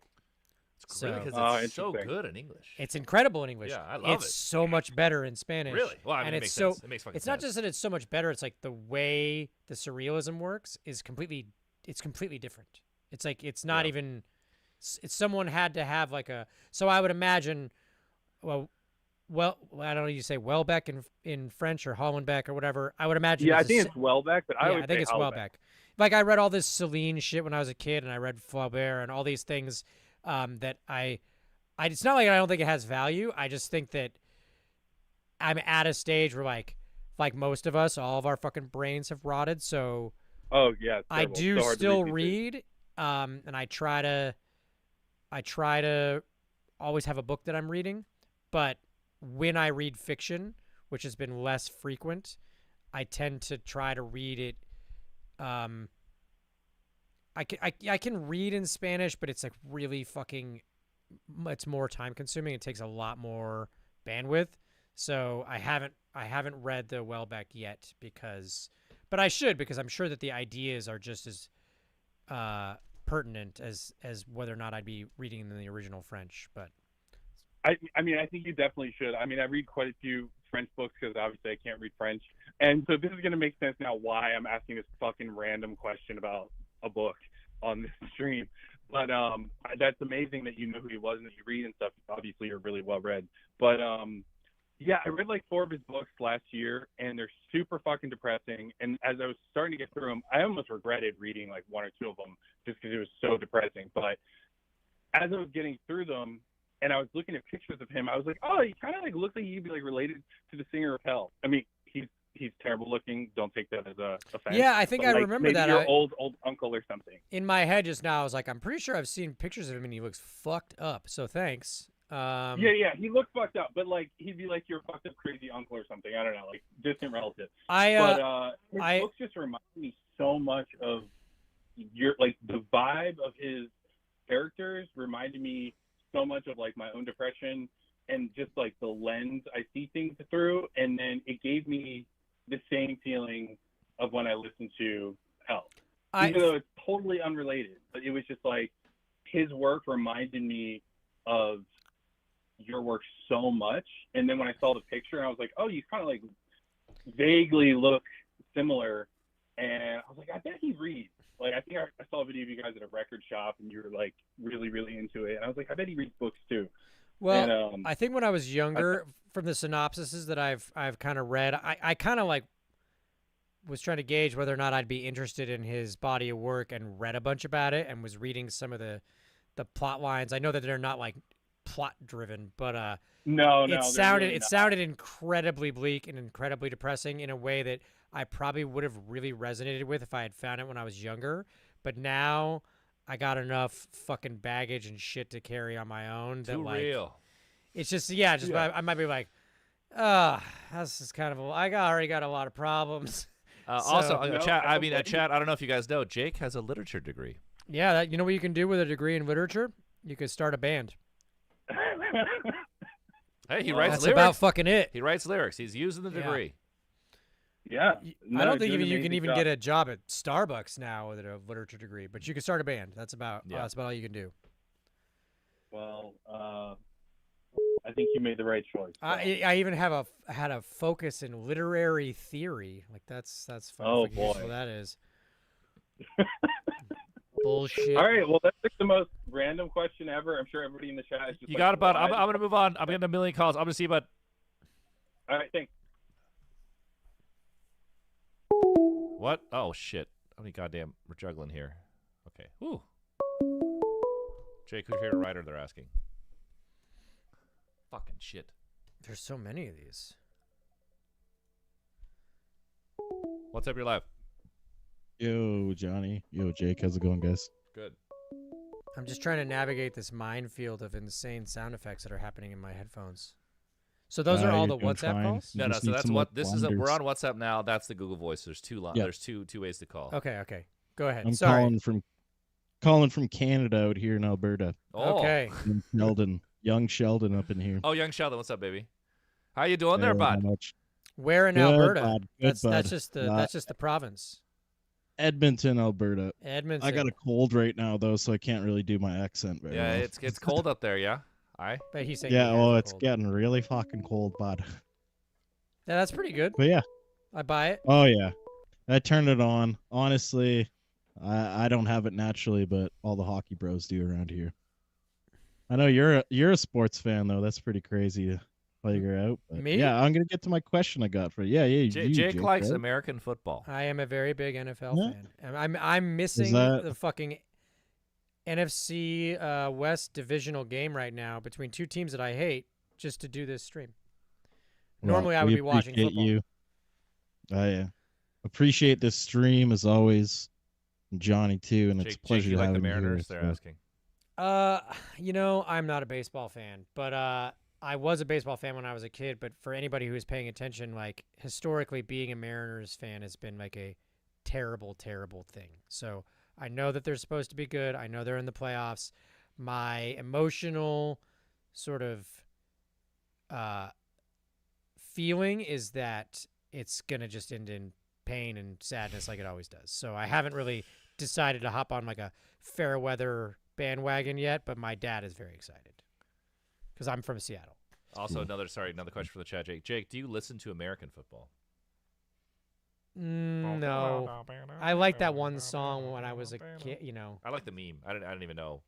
I just didn't even know. The guy can't. The singing's terrible. I'm sorry. It's not for me. That's just not my. But yeah, I do like the guitar playing. Anyway, sorry, sir. Go ahead. Hey, Joe wants you to know that the Niners are winning. Fuck. Actually, there's Alex pumped. Oh, Frankie got back to me. It's like, a win-win. Frankie's like, no. It's a win-win, lose-lose for me for the game tonight. Because I hate both teams. Johnny doesn't know anything about sports. Yeah. Yeah, that's true. Anyway, you have a question.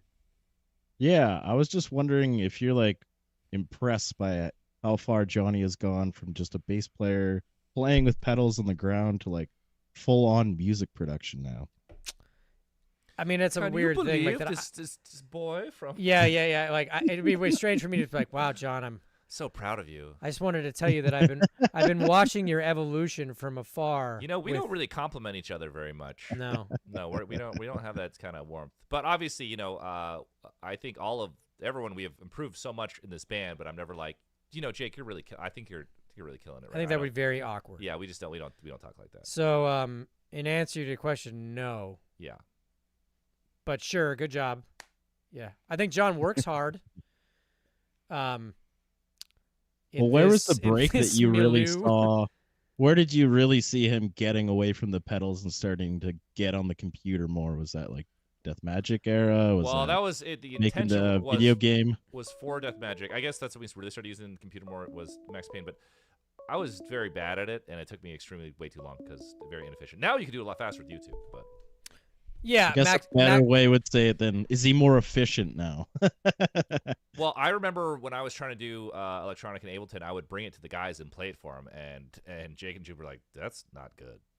I mean, and I was like, "Oh." Fuck. He's more competent in a digital audio workstation. Sure, yeah, we're still kind of jank masters. Yeah, we're pretty fucking shitty. Yeah, we're just ass. Like, yeah. We work with pros, and we have our albums produced. Like it's like they're just so much better than everything, and they're extremely fast, and so much faster, and we get so much more done. So we're not good at any of that. Yeah, we're not really good at that. I think what makes this band work it's about perspective, and it's just like taste decisions. Yeah. That's what we've said this ad nauseum, but like unless you are burdened by the gift of virtuosity. Everything in art is just a series of taste decisions. It's taste curation. Yeah. So it's like. Well, I won't go down the production hole too much because we've done that with other chats before. So. Yeah. I just wanted to say thank you so much for your music. 8 months sober now, and your guys' music and this. Oh, congratulations! Congratulations! Really, really helped me. So just want to say thank you and move it on to other people. You got it, bud. Thanks, dude. Thanks, man. Have a good night. What's up, you're live? I'm live. Hi. Hi. I feel like this was answered somewhere in an article somewhere. I might have forgotten. But are you guys abandoning the disco style of following up your albums? Because Rat Wars didn't have one. I felt like someone said Conflict DLC was kind of like spiritual disco to that in a way, or a part two. And yeah, are there more? No. So our next album will be Disco 5. Conflict DLC is technically the second disc to Rat Wars, so they're the same album. Oh, kind of, but yeah, kind of, yeah, not exactly, but basically. It's a loose double album separated by a long span of time. And was there a conscious decision not to release them at the same time? Well, they were just kind of in progress.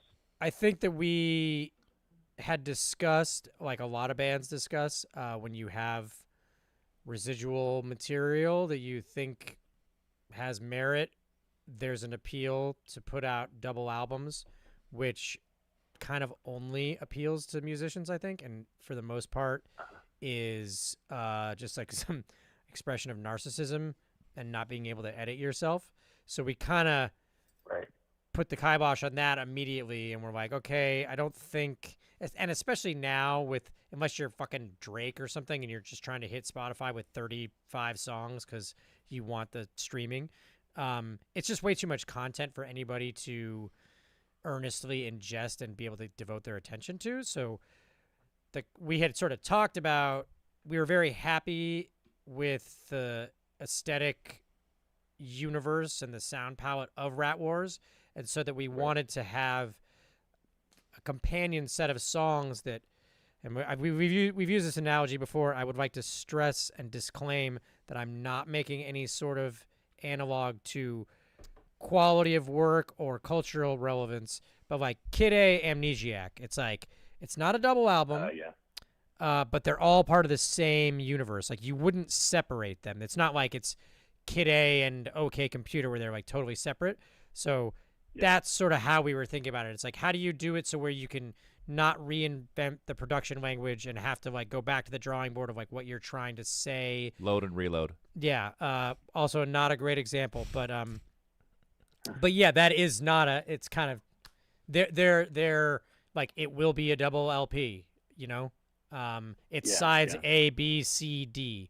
We see them as a logical progression and continuation of each other. So that's why there's not a Disco 5 in between those two. Yeah, that makes sense. But you guys still enjoy doing discos? Oh yeah. That's part of the discos are kind of more fun than the regular albums because you've way less pressure. Because you can't. Like if the song sucks, you could blame it on the collaborative artist. Yeah, and also you can't tell them what to do. You have a limited time with them, so we just have to work with what we got, and then you just make the song. You also just never have an agenda of like what kind of song you're trying to make. You can try to, but it's sort of a path of least resistance, like collective process, and so you just end up being a lot more loose, which I think is fun. Another obvious one: Use Your Illusion 1 and 2. Yeah, I actually really love that concept of that. Yes. It was just crazy. Yeah. Well, it's kind of cool. They released it the same day, which is kind of nuts. Well, it is. It's a double album. Yeah, but they're sold separately. Separately, because they got to sell more units. Smart. Billboard, like, it ranked them higher. I mean, like, I also really like the Crapulence? Well, just that it's the same album, but just two different color palettes. Colors, yeah. The color scheme thing. A lot of mostly just shit. And oh yeah, it's all a shitara. Yeah, oh my God. It's like two albums and like three good songs, but whatever. I can't think of a funny word that rhymes. Yeah, I always view disco as like you guys having a good time after the album comes out and collaborating and kind of cleaning out the sonic palette, and then the next actual album that comes out, not actual album, but the next original album that comes out is like a new direction. So I guess probably. I mean, obviously, we don't want to. People really like what we're doing right now, so we're not going to abandon it. I never see us as abandoning anything. I always think we're just adding to it.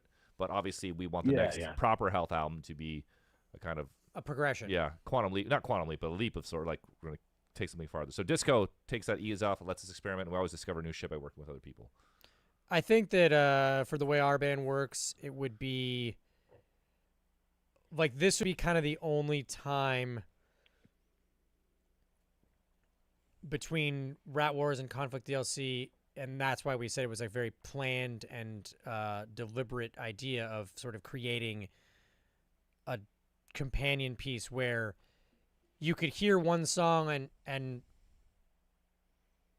maybe not know if it was on one album or the other, whereas every other record of ours has like a very distinctive change in the production. So it's like you wouldn't confuse a song from Death Magic with a song from Volume 4 or Rat Wars, because they sound very different. Yeah. Whereas Conflict DLC and Rat Wars are deliberately supposed to sound like they exist in the same creative universe. Even though they are quite different. And it's funny, the original idea was we were going to have these other songs. Almost all of that material we threw away and wrote all new material, and it came out a year later than planned. But yeah, the original idea was that it would come out a year to date after Rat Wars. Yeah. Which just didn't happen. But it's the better album before it. I'm glad we went this way, and I think you guys are gonna enjoy this album quite a bit. Yeah, once we started writing, you just want to challenge yourself and have. And we did some last minute we axed songs, all for the better, I think too. Yeah, I mean, it's a double album. Got to do some editing, I suppose, right? Well, not if you're the Clash. Which I love the Clash. I love the Clash, but that's just part of like the Clash just didn't self-edit. Like they just released what they Sandinista. Yeah, triple album. Yeah. And can you guys feel where the next album is going yet? Because I know it's been some time since you wrote those songs already. Not that long. We didn't finish this album. Yeah, come on, man. Yeah. Give us like at least a week or two. Shut up. But no, we talk about it. We're like, hey, next album. We got to try a little more of this, but we know there's idea. We're gonna just get ideas from the stuff we're working on now and collabs that are gonna or other music that's going to go on that we're going to get inspired by. So you don't know. Yeah, right now we have a rough idea of what we think it might be. We've discussed it internally, but that may well evolve. Yeah. Interesting. Still heavy guitars? I think people obviously there is such a demand for us to have metal guitars in this band. I think that there's some stuff. John and I both feel like there's some elements to like Demigods as a song that we would like to explore further. Kind of proggy, sort of emotionally vast, lots of sections. Not in every song, but whereas the newest record, obviously we've only released 2 tracks, but it's pretty like songy. They're fast, fun, high energy. We kind of wrote them as a reaction to playing a lot of festivals and playing our own shows and wanting to write music that we felt would like resonate with the audience. So they're more, I'm very reluctant to use the term singles or bangers because it just sounds like lame ass self-promotion, but you know, they're fun. They're not like it is by far the most fun Health album. That's not a remix album. Oh. Cool. I mean, I enjoyed Death Magic for that reason, because I had listened to Get Color for like a little bit, and when Death Magic came out, I was like, holy shit, like I can drive to this nonstop with the windows down.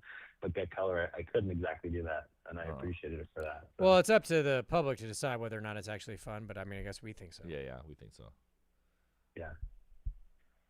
Cool. I'll pass it over to someone else. Awesome, man. Thanks for calling, bud. Yep. See ya. Damn. Just finished that album. I was like, we turned in the final master like 2 months ago. Yeah, we're already gonna. Come on, bud. It's a break.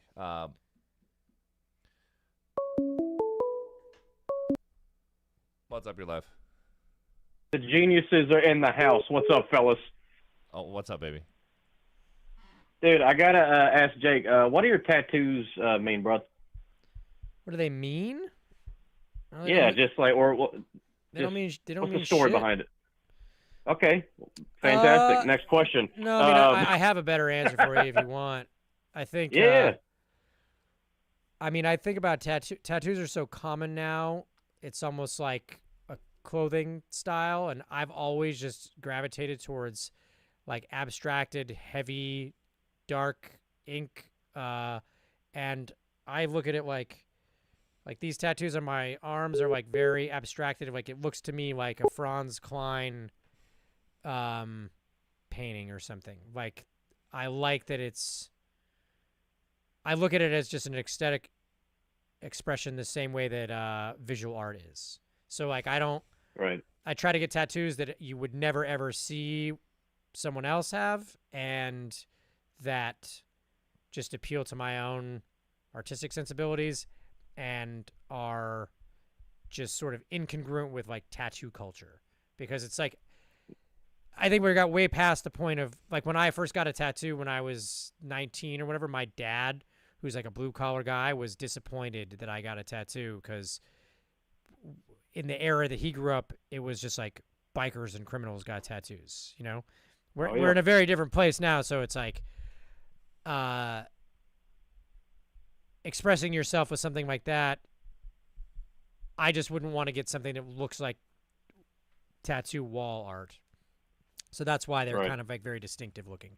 But I'm not like the kind of guy who wants to fucking tell someone about, let me tell you the story behind this one, man. Like, that's just like really obnoxious. So I just don't have like a treatise to give you on the meaning behind them.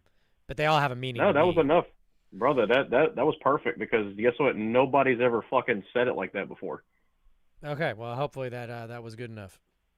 Dude. So just on top of that, have you guys seen like any creative like health tattoos, like from your perspective, or like in your time, obviously? Oh yeah, a lot of them. We click them all. A lot of them. A guy just sent us the Disco 4 and taking the quarter of his back. Yeah. Right after Nice. Death Magic came out, a girl just got Death Magic on her back, and it was fucking Nice. huge. Yeah, I think it wasn't until like Death Magic. I think maybe there was a couple earlier than that, and then people started getting them more, especially around Volume 4 and Rat Wars. And like someone just sent us, they got that huge Rat Wars, like their whole fucking arm, and he said he was going to do the other arm. It's always just very flattering, and we really appreciate it. Mm-hmm. So. Oh, of course. I'm just saying I would totally do that because I got 2 sleep token tattoos already, man, and like you guys have inspired me, especially today. Like I'm coming up with so much different stuff just because of that. Like I like bouncing off of you guys when it comes to like meditating and things I'm trying to work on in my life. Just Nice. like, you know, you guys hear an infinite amount of times, but you guys really, you know, helped me out today. I will say that. And it's ironic that you guys have the song Don't Kill Yourself, which I think it's finally about time we get to that, you know, even though it's said a bunch of times. But somebody came to me today and said they almost took their life and they didn't. And I just want to feel like you guys, in a way, like kind of worked through me with that to help this person. So I appreciate it. Oh, well, that's very meaningful. Thank you. And I think, honest, that might be one of my favorite songs on the new album. Yeah, I like Really? that one a lot. Yeah, I love it. I love it. I love it, brother. One of our finer moments.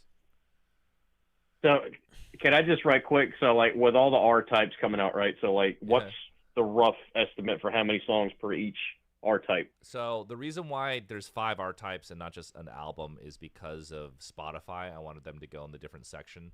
So I was planning on having 6 songs per R type. So that would be 30 tracks. I like it. I like it. This is good. This is good. So the next remix is going to blow everyone's dick off.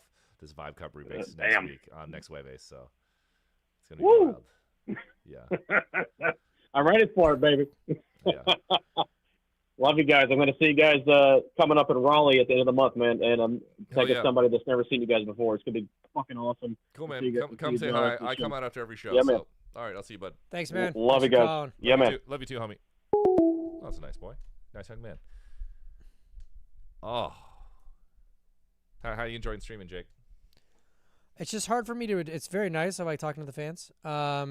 It's hard for me to adapt to all the sounds. Yeah, I think most streamers don't do it like this. Most streamers, you just read the chat. But we're having this call-in show. Oh my God, we're getting. All right. What's up, your live? Luke? Oh, what's up? Hello? It says it's muted. Yeah, I think it's a dog of shit connection. Luke? Oh, Right no. there, buddy? Hey, how you doing? Hey, what's up, man? Hey, now we can hear you. Hey, here we are. And I'll just turn the TV down so we don't get any bloody feedback. Yeah.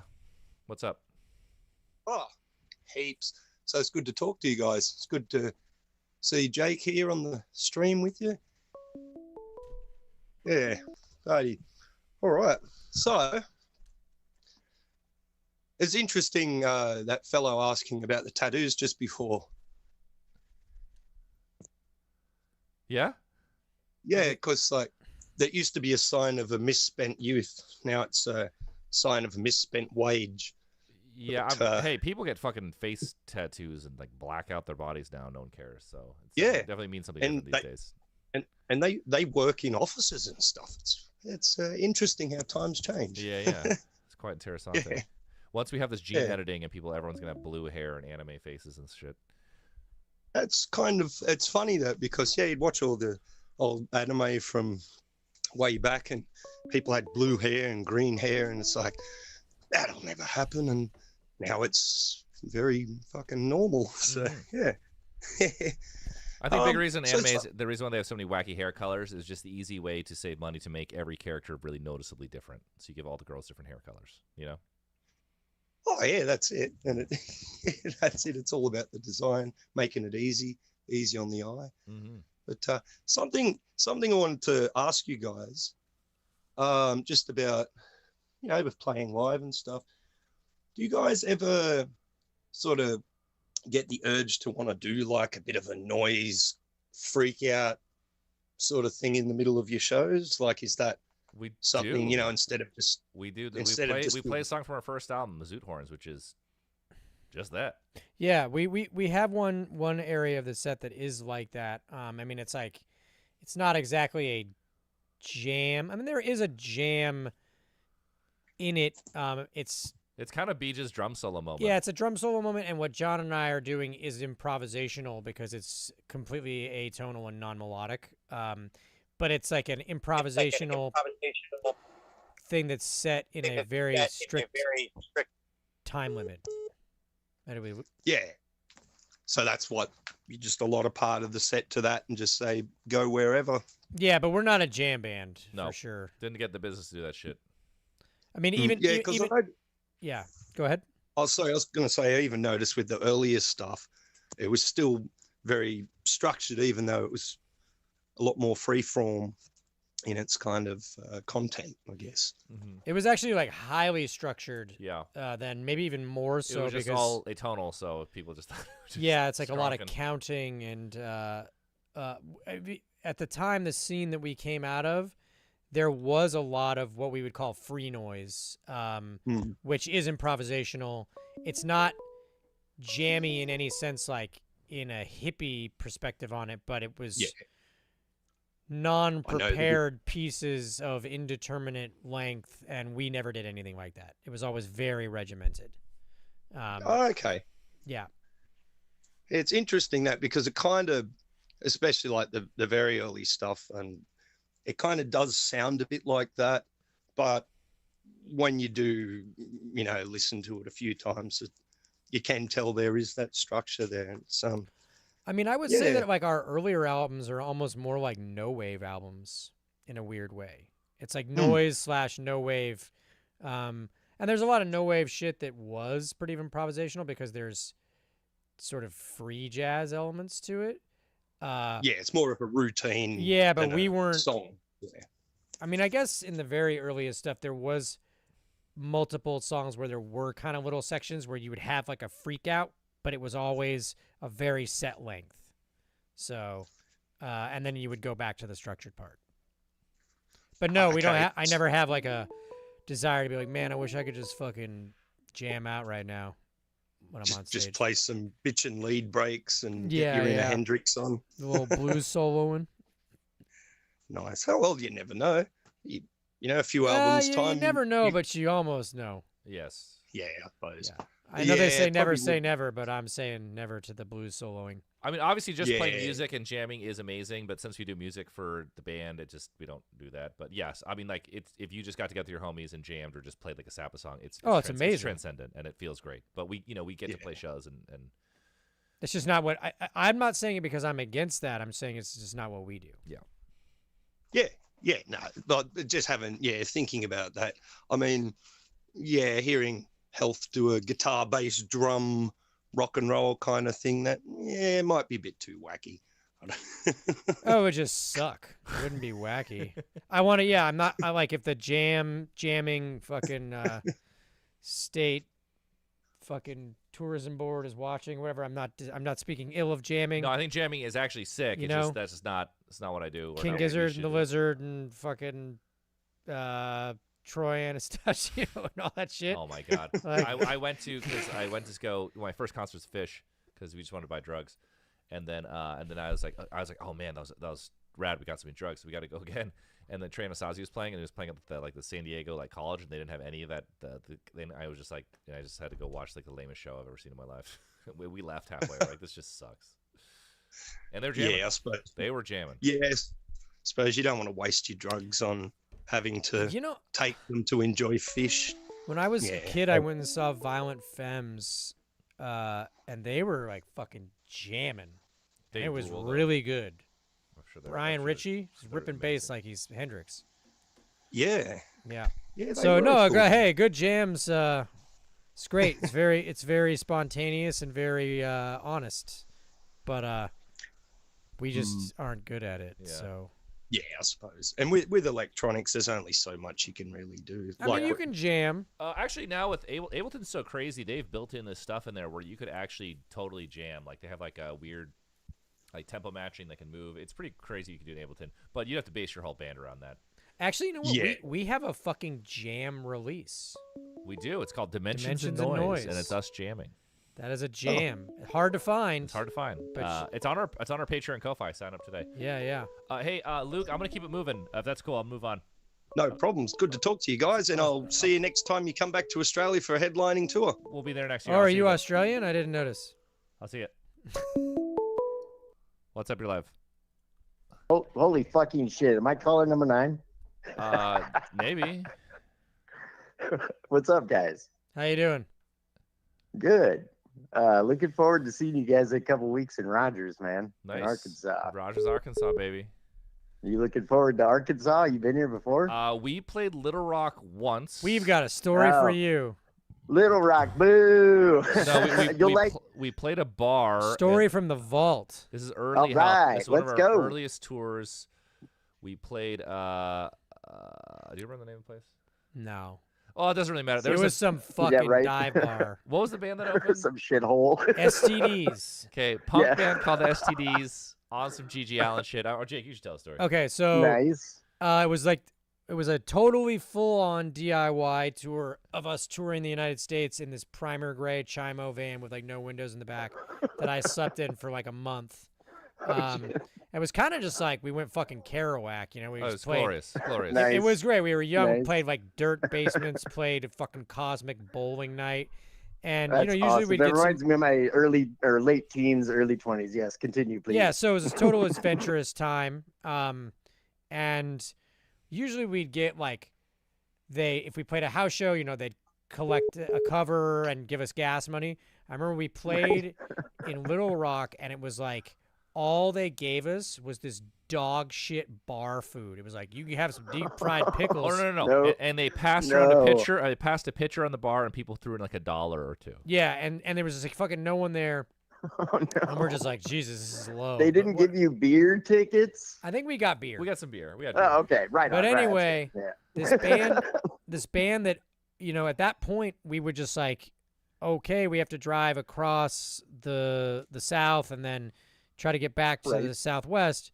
We try to find some place to play shows, and there are certain states that's almost impossible. Like to this day, we have never played a show in Mississippi. You know, so we found a show in Arkansas, Little Rock, and the band that I think they set up the show.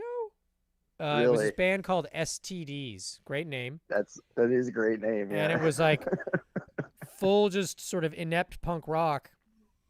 And then clearly the singer started trying to antagonize the like absolutely fucking sparse crowd. It was like everybody was sitting down. And, oh, no shit. Yeah. And it was just brutal. And he started doing this kind of G.G. Allen shtick and spitting beer at people. And obviously everyone there had seen him there before. And they were just like, fuck this guy. Yeah. That's So then it was like he's not eliciting any response from the crowd. So he takes a beer bottle, breaks the beer bottle in half, no way, and then just takes the jagged bottle and jams it into the top of his fucking head and like twists it like a corkscrew. And opens up this immense fucking scalp wound. Wow. And he starts bleeding so much that the blood is streaming down his face so fast that it's filling his mouth. Holy with shit. Crazy amounts of blood. And then he starts drinking the fucking beer with the blood and spitting blood on everyone. And we're like, whoa, shit, this just got... And so then he like went up to this guy who was in fucking bike shorts, like spandex bike shorts. And he was trying to spit beer on the guy, and the guy kind of was like, hey, don't fuck around or whatever. And he went close to that guy, and the guy just fucking full-on just body slammed him, just picked him up and just pile drived him. And we were like, holy shit, this is crazy. And then after the show, we didn't have anywhere to stay. We stayed at the house of the guy with the fucking bike shorts. Oh, and he made us a smoothie. He was a nice guy. He was totally normal. I mean, but then...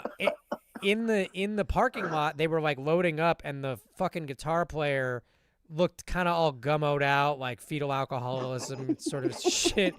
It just sort of dead between the eyes, and I was like, so if they happen to be listening, I apologize. I was like, so you guys are really into G.G. Allen, huh? Yeah.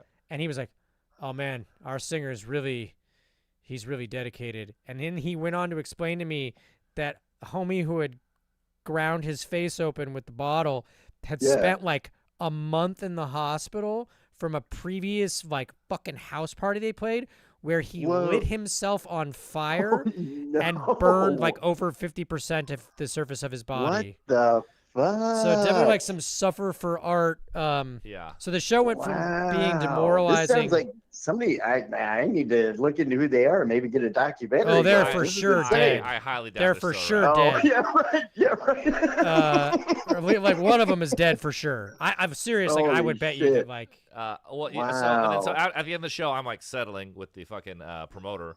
Like the here's some bar crinkle owner. fries. So he hands me the pitcher of money, and I think it was like $8 or $12. Oh my And he goes, God. "Hey, if you guys are to come back anytime, we'll book you guys again. That was great." And I'm like, "Are you fucking kidding me?" But you know what? DIY touring, never a dull moment. I will It's never fucking wild. forget that Oh, show. right. We've had Yeah, so right. many. We played a show at in Greenville, South Carolina, or North Carolina, because there's one in South Carolina too. Yeah. And there were so many roaches in the house we played in and stayed in Oh that shit. John slept in the roach house, and they had to put like earplugs in their noses and Oh, ears. no. No, we plugged our nose, Oh, our ears were no. fully covered because Were as they we like slept, crawling no, you could around feel on you at they night? were crawling over your body. And, so we were And there was hell literally a no. moment after the show where they had like a giant bin of cheese balls from Walmart, and there was fucking roaches running around inside God. of it. And the, No shit. And the dudes were eating the cheese Oh balls. my God, dude. Thanks for making me come, Beasleby. And the guy at the house, he's like, if you want to sleep with roaches, just say it. You don't want to sleep with roaches, just say it. Yeah, he said it to me, and I was like, I don't want to sleep with the roaches. Yeah. Jake yeah, slept if in the that's van, possible. but I was on this Oh my fucked up God. mattress. I took some photos of it. I'm just like, No, I slept in the van, and that night Beach slept in the van, Oh, Beach slept in sitting the up, van. and he was fucking farting the whole night, and it was going through the upholstery of the seat, like into my Oh, face. Jesus. It was fucked up. Also, I don't know if you remember this, but the downstairs toilet Oh, yeah, it's so had good. broken, and they were having house shows, and they were like, okay, well, you can't flush the toilet anymore. So they just took a coffee filter and then scrawled, What? "No poo poo, just pee pee." Or no poopy. It said no poopy, no just poopy, pee pee. just pee-pee. And so the toilet was so full with piss that it had overflowed for like Oh my weeks, God. and people just kept pissing in Oh, it. no. And it would it was Holy fucking shit, epic, dude. dude. It was so fucking Oh, foul. wow. And then Beach was changing his contacts, and he dropped his fucking contact in the fucking shit ass. Oh, no. That was the upstairs one, and that toilet was broken too. Yeah, and Beach was like, "Fuck!" Oh and we're my like, God. "Oh, dude." Yeah, dude, we had some Western times, man. Like I remember one time we played a show, and I really wanted to That take a is shower, amazing. and I taped fucking plastic bags to my feet so I could get in the shower because it was fully black. Oh yeah. Like, So gross. Oh, no. that was like a lithograph inked fucking painting or Oh, something. wow. Yeah. So that show, that was a house show. This, you know, Wow. okay, you know, musicians, like, it's so rare to have any success in music, but you could make some Oh, punk for band sure. and play. You could have some amazing times with the DIY tour. You don't have to be in the game that Oh. long, because this is Yeah, like right after absolutely. Reformed. But that same house where he had to tape his feet, that he headlined the show in his, you know, fucking basement in Nebraska, and he was headbanging so hard. Nebraska, that's where I'm from. Hell yeah. So he was headbanging so hard that his long hair, he's playing this riff in like thrash metal, it somehow went down his throat, hit his fucking epiglottis, or whatever that fucking thing is, uvula, and Yeah. it fucking hit it, and he he like barfed, yeah. and he's like, he said he just puked up while it was pretty amazing, I gotta say. I mean, That is to amazing. be quite frank, like I'm so Holy grateful that we're shit. still doing it, but like those are all the Me most too. memorable Me shows. too. Yeah, the most I lo- memorable you shows guys are the amazing. The DIY shit. Even though, like, you know, obviously I couldn't do that now; it'd be insane. But Yeah, as if you're a person, listening you and know. you're young enough though, if you want to have something like do something really memorable, you know, you can just book some. For sure, if you can find someone fucking weird enough to let you play their their house. house, Yeah. Right. and then stay there, some crazy shit is gonna happen to you like every night. Yeah, all our DIY tours were just like non-stop stories and adventures and shit. You And know, there's no sound check. You don't have to be there early. You could be Oh, all right. hungover Oh, yeah. and fucked up. You could do Yep. drugs with some weirdo local all Yep. night and then get up and leave. And the other thing is that like, even if you don't play a house show, we never ever we were too broke to pay for hotels. So after the show or on got the a place mic, to I would just stay. go like, "We need a place to stay." Yeah. And then right, someone yeah. and you learn certain things like if someone has a punk back patch, you don't stay at their house. Like Oh, no. just Right. crass patch, discharge, conflict. Like there's gonna be animal shit on the Yeah, right. ground. We stayed at a no house doubt. once in Kansas City, Missouri. that had the windows kicked out, and it was winter. Oh, it was snow. Oh, everywhere. no. It was And we fucked. didn't know until the next morning that shit. the whole Oh, my wall God. of the room we were staying in had puke all over it, but it was all frozen. Oh. What So, the you know, like, fuck? it's crazy times. It's a Cute DIY touring. sickles. That's Never not done cool. all of it. So, what I always tell people with music is like, you know, you may not play some big show, but you could just make some punk band and have a wild time playing some DIY shows and have a pretty amazing experience. I mean, fuck, these weren't even punk bands. It was just weird. Just weird shit. Yeah. Yeah. I was in like a sludge stoner punk band Yeah, back so you in know. the day. Yeah. I'm old now, kind of, but yeah. it's a young man's game to do that. Oh, kind of definitely thing. a young man's game. Yeah. Only the youth. We would sure, never go but- back. Yeah, if you do it when you're middle-aged, you're basically homeless. Yeah. That's the Right. Yep, no doubt, man. No doubt. Well, that and like friends Splinter and like old bandmates, we're all on different we were on different coasts and people, it's now I'm in a place where I don't really know anybody, so it's like I've thought about trying to put something together, but that's all I've done. Yeah. We'll I'm see. just imagining if I was just driving around in a van playing like house shows Now. Yeah. like I would be insane. Yeah. Oh yeah. Well, Yeah. yeah, and you- my back is my Well, back hey is man, too fucked for that these days. I'll see you in Rogers. I come out after every show, man. Come say hi. Yes, keep at it. let's see what- I'm I'm gonna switch glad over. you guys are here. Thanks filling for that. stimulating those Yeah, anecdotes. memory lane. Oh, Thanks, bud. absolutely. Great stories. Later, guys. I'll See you see you. there. Sorry, last call. I just missed the button. Oh, there we go. I had to take a piece of it. Turn on the stream. You got to turn on the stream, sir. Turn on the stream. Hello. Hello? Hey, you got to turn down the computer audio. Oh, my bad. Turn on your radio, sir. I'm walking away from it. I'm walking far away from it. Okay, what's up? Yeah, you're live. I'm gonna go pee. Jake, you handle this. Oh shit! Hey. Don't leave me here, man. Okay. Hey. My hey. question is, you don't want to talk to your fans? I understand, but is it because we're all dudes? No, that's nothing to do with it. It just makes me feel socially anxious. I mean, hey, I'm here. I just, it has nothing to do with any sort of malevolent, I don't like people kind of thing. It's just, especially after a show, the vast majority of bands don't go out and talk to the people that they just performed for. It kind of disrupts the, I don't know, certain aspects of the performance, but also it just makes me feel anxious. That'd be I understand. That's the only reason. I needed to check that, but I'm I'm nothing but appreciative. Let's put it that way. I love you guys so much. Thank you. Sorry to bug you. I love this band so much. It's good talking to you. Nice to meet you. No problem, man. He's done, John. Oh, here. What's up? You're live. Yo, John. Yeah. Hey, what's going on? It's Jueves, baby. We have a new song out. We have a tour on sale, and we got a free party in LA. You're in LA tomorrow. Oh, Long Beach, actually. Long Beach. That's not exactly LA. I hope people come to this fucking thing. Long Beach is. Who's gonna come to it? It's there fucking you go, man. crazy Come far on, away. No, people in You Long got- Beach. I'm hoping on fans in Long Beach are going to come. We have fans in Long Beach. I assume we have to have fans in Long Beach, just Well, statistically. Obviously, you guys are keeping the industrial scene alive, man. Keeping the scene alive. I don't know if there's an industrial scene in Long Beach. Well, there is Well, in LA. I'm saying I'm not that- talking shit about Long Beach. I like the aquarium. Long Beach is I actually just meant kind of nice. I'm calling this from Detroit though. Okay. We like Detroit. Detroit Rock City. My man. I'm sure you guys don't remember me, but I'm the one. I was wearing the KMFDM shirt that night, and Johnny, I was annoying because all the Sharpies were fucking dead, and I kept having to have you resign my shit. Mm-hmm. I remember that last show we played in Detroit. There was a lot of KMFDM shirts and a lot of Ministry shirts. Yep. Definitely like Midwest. Like the cradle of industrial is still the Midwest for sure. Yeah, absolutely. Like Chicago. scene. Chicago, Detroit.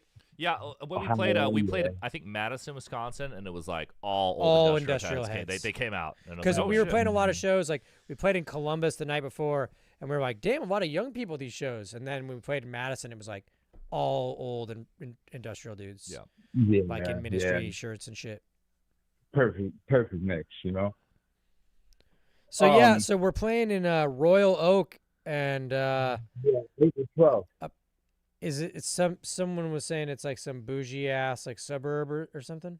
We don't. Yeah, it's a little farther. Like I'm gonna have to pay more to go out there, but I don't give a fuck, man. I'm so glad you guys are coming back because the last tour, you know, Detroit hasn't been on the list, so I'm just glad you guys are coming back. Yeah. Because at the time it was for the Rat-Based Warfare tour, and you know I wasn't familiar with the songs like I am now, you know, and they're just I love all the music, but that is just another level. I'm so excited for DLC. Oh, it's gonna be great. Yeah, I mean, we always try to make Detroit a stop on any major U.S. tour. The last time we didn't make it is because we did like a small run around these few festivals we were doing. So it was like kind of places we never play normally. We played in like Kansas City and Athens, Georgia, just spots that we don't make it to. So yeah, whenever we do a full U.S. tour, we try to hit Detroit for sure. Hell yeah. Man, Jake, not to put you on the spot, man, but I wish you'd come out after the shows. I mean, you know, you guys got John. Beach comes out there too. Also, it is actually a real thing. Jake has to sing every night, and like my voice is fucked up all tour because I'm just yelling the whole time and yakety yakking. But it would probably put a lot of extra strain on Jake's voice if you had No, I mean it's not very rock and roll or cool, but especially as the band has evolved and I have to do more and more singing. It's not like someone is making me sing more in the songs. Like obviously I'm the one. Well, a lot of these newer songs just like sing. Yeah, sing, and sing, so it's sing, like you know? a lot of times, even if the venue is noisy, I don't go in the venue. I stay on the bus, and then like afterwards, if people are like, "Oh, we're gonna meet our friends at the bar," it's like I might want to be able to be social with someone I haven't seen in a long time, or I might want to go to a restaurant, but it's a noisy. I just don't because if it's a long enough tour, I'll lose my voice. Like or my voice will get fucked up. Yeah. So it's just kind of. I basically never shut the fuck up on tour, so I'm just cough drops just all John day. Yeah, so that's the other reason. But you know, hey, I'm talking to you right now. I don't have to come out after the show. Absolutely. Yeah, that's why I said I didn't mean to put you on the spot. Nothing like that, man. I completely get it. You got to, like you said, protect your voice and do all that. As I'm sure health on the road, you know, to give us these great shows, which you guys do, man. That like I said, the last tour I've seen was just one of the best shows I've seen in my life. And I just went to the 90s, the Peel It Back tour, you know, all this shit. We just saw that too. The LA show. Yeah, it was great. Yeah, that was one of the best ones. So they always do the best shows in Chicago, LA, and fucking New York, I swear. I think Trent is very dedicated that like everyone gets the show. And so, like when we got to open for Nine Inch Nails, it was like he was playing the B markets and he was just playing the bigger venues because he didn't want to scale down the live show. He wanted everyone there to see the full thing. So yeah, I think that they spent so much time curating like what the production is and what the vision of the show is that like they're not gonna change that because they're gonna play in a smaller area. Yeah. Although this tour has been such a fucking success that I'm sure all those. Oh yeah, this is bananas. I mean, like, you know, there's some sort of weird rockflation going on because these Nail shows are a bajillion times bigger than the ones before. You know. Yeah, seriously, I mean, like artists like Sabrina Carpenter are not selling out arena tours overnight. Like the Peel It Back tour sold out instantly. There's something going on with the. I mean, look at all the shit that's going on with Deftones and Deftones, Korn. unbelievable. Pierce the Veil, who we're opening for, unbelievable. Actually, nothing's crazier than My Chemical Romance. Jesus fucking Christ. Yeah, the shows are so. I mean, they did Dodger Stadium, which is right next to me. They did twice, and then like I was just like. But the thing is, before like a line of like 2,000 kids, I'm like, what the hell is going on? Before Dodger Stadium, they had done like 6 nights at the Forum. Yep, and that was like the year before. It's bananas. Yeah. God damn.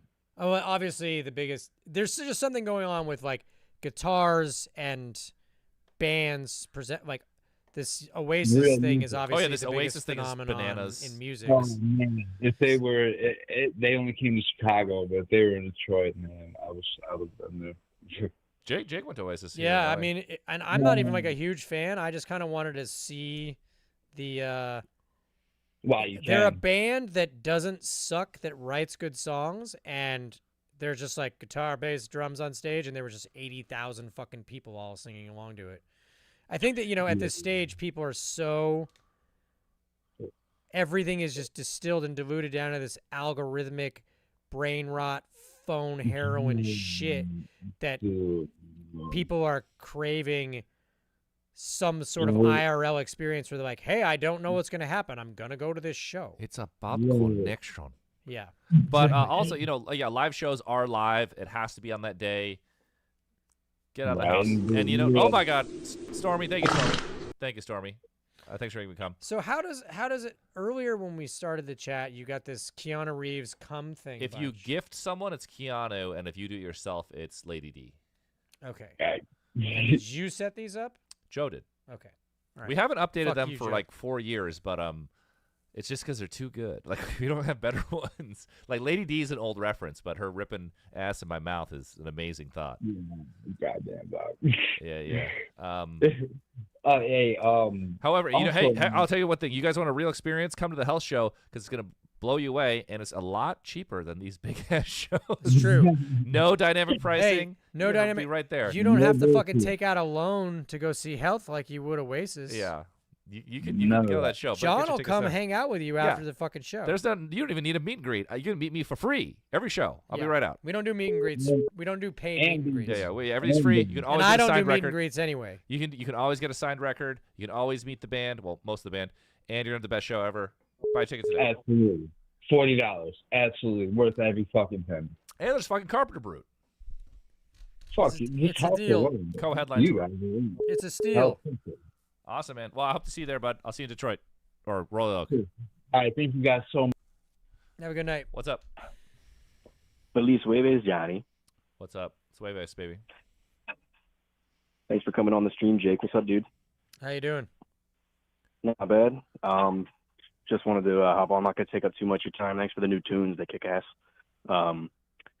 I live in Baltimore. I'm a luthier. I fix guitars all day for a living, and nice. when I have time, I like making them, and I really want to make you guys some guitars.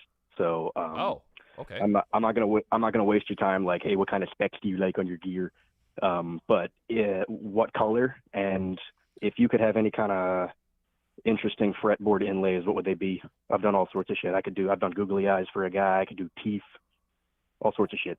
Fuck, I'd have to think about it. We'd have to think about it. I think we both very much like classic and older guitars. That's why we play Fenders.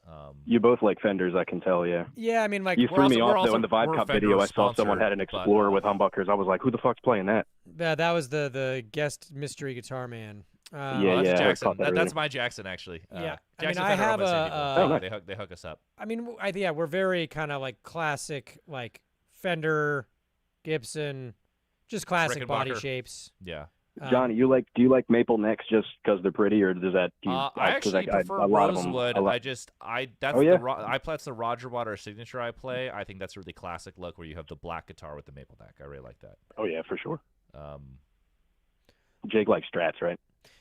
Every time I try to play a guitar, I like a lot of different guitars, and I love the bodies on Fender guitars. So it's like on various tours, I have a this custom, beautiful Jaguar that's painted this like Kubrick red with the headstock customized and all this stuff. And I had a modern player Jag for a while. It was so cool. I traded it in. And then I have like a Jazz Master that I write a lot of stuff on at home that's been used in a lot of the records. And, All right. So maybe keep that in mind when I'm thinking about neck profile or whatever. You like that kind of? Do you like fatter 50s Fender? Do you like more modern stuff? I mean, I kind of like the more old school one. I mean, but the thing is I also Rat Wars. I played a bunch of shit on a Les Paul. But that's for me, I always just, no matter what I try to do, I go back to playing a Strat. I could be like, on this tour, I'm going to play this Jazz Master, and just the slightly larger scale feels weird and less familiar, or like on a Jag, it's like the slightly smaller scale, or I'm a fucking little dude, like a Les Paul, it just kills my back. So, it's like I know that's why you Jimmy really, Page was on it's heroin. really hard to beat for most uses the Stratocaster and the P bass. I know it's the most like common guitar, but No, especially for They're bass. classics for a I mean, reason. like it's really hard to beat the P bass. I don't think that the it's the first bass ever made. Yeah, and they look fucking awesome. I don't think that the Stratocaster is the most aesthetically pleasing guitar of all time or I think it anything. looks sick. They look sick, but I think a Jazzmaster looks cool. Jazzmaster's awesome. No, I like offsets too. Yeah. But I think that the Strat is just like, in terms of the like ergonomics of a Strat, the curves on it, it's just so much more fits your body than like a Les Paul is like the neck is the proportion of the heaviness is all fucked up, and then the hard lines of the body look cool, but then they like dig into your arm. There's just all these things that Yeah, unless it's got ESP came up with the contours and stuff, but nobody else caught on. I know, but I have this weird thing where it's just like I know those ESP versions are all the heavy versions that like basically look like a Les Paul, but I have this like. I did this interview one time with Guitar World or something, which was fucking hilarious that I would be doing that, and I was explaining why I'm very kind of traditional about what kind of guitars I like, and I'm like, like a PRS, like it's great to play, but fucking looks stupid. And the person interviewing me was like, "What are you talking about? It's awesome." Just like I just don't. I just think I'm very conservative, actually. Ultimately, with we're very old head about guitars. It's just it's funny. Fun fact: Jake and I met working at Guitar Center of all places. Terrible job. That's hilarious. Don't recommend it. But we aren't an indie band, but we're like from that world, and indie guys are like very snobby about guitars. Like I've worked in music stores. Trust me, I know. But, and they're not snobby about how playable a guitar is. It's just about how it looks. And it's what it is. We feel the same way. So like, I'll never be caught. Like, there's so many incredible basses. Like the best basses are not the classic ones, but I would rather. You'll never catch me playing one because I'll look like a fucking idiot. Yeah, I'm not gonna go so far as like some like dude who's just like, I got this fucked up like Goya copy of this Dan Electro and it like won't stay in tune for like even half a song, but it looks rad. It's like I want the guitar to be good, but I can't play some goofy ass like metal guitar. I dig it. Well, cool. Well, listen, you guys are playing DC next year on my wife's anniversary, so that's killer. We're gonna we'll catch you when we got tickets. Awesome. But see you there. Say hi. Bring I'll hey, if I show up with some guitars, take them home with you. Okay, maybe you should ask us because if you want us to play them, we're very opinionated about guitars.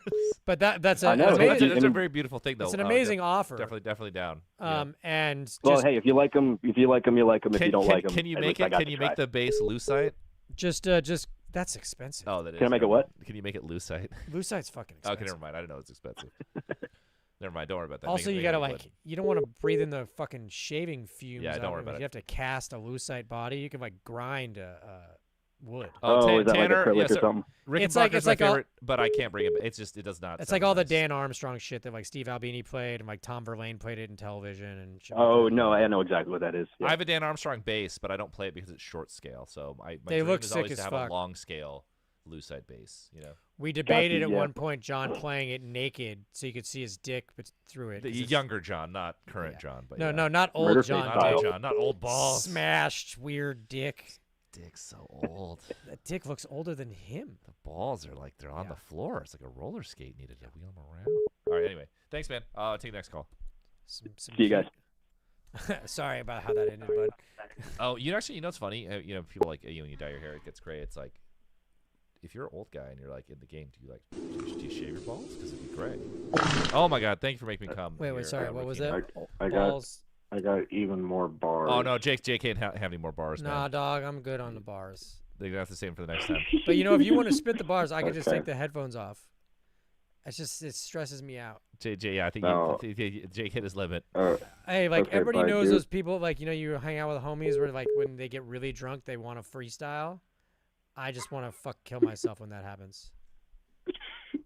Nothing against you. Pretty edgy. I know. I understand. John will be here next week. Some questions. I do have a couple questions.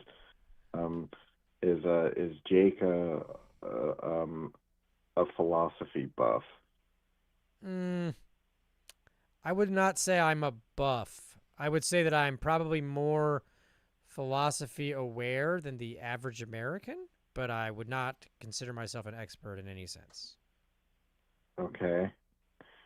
Cause the lyrical content is like pretty, not necessarily deep, but it's more like aware, like somewhat nuanced. I mean, yeah, it's opinion. philosophical in that it's about existential issues.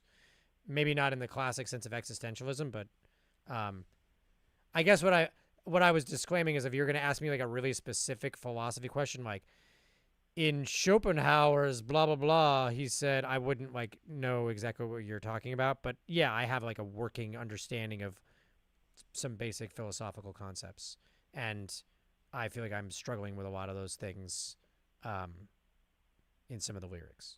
So yeah, obviously my lyrics aren't about like topical shit or like having fun and partying with your boys or something. So yeah, there's some pertinent there are things that are tangentially related to philosophy. Okay. Yeah. Okay. And second question, what is Jake's favorite video game? If he has one. I know. It's Tetris. It's true. It's just because it appeals to my geometric reasoning sensibilities. Jake also is a fan of Super Mario 1 and 3. No, I mean, I also like for me, in terms of like my college era of gaming, like I like GTA, and I grew up skateboarding, so I do. It's not like it's like Tony Hawk's is amazing. Yeah, I played a lot of Tony Hawk, just because when you grow up skating, it's like you're always doing some shit with your hand where you're pretending to skateboard, like you're with your fingers or some fucking tech deck. It's like once there was a game where when we were kids, you could play, like we could go skateboarding all day, and then when we were done, you could like smoke weed and then keep skateboarding even though you were too tired to do it anymore. On the game, we loved that. So, but I'm not the gamer guy. One other time that I was on a stream, some guy asked me like, "What's your favorite game?" And I was like, "Oh, dog, I'm not a gamer." So, you know, I'm a novice.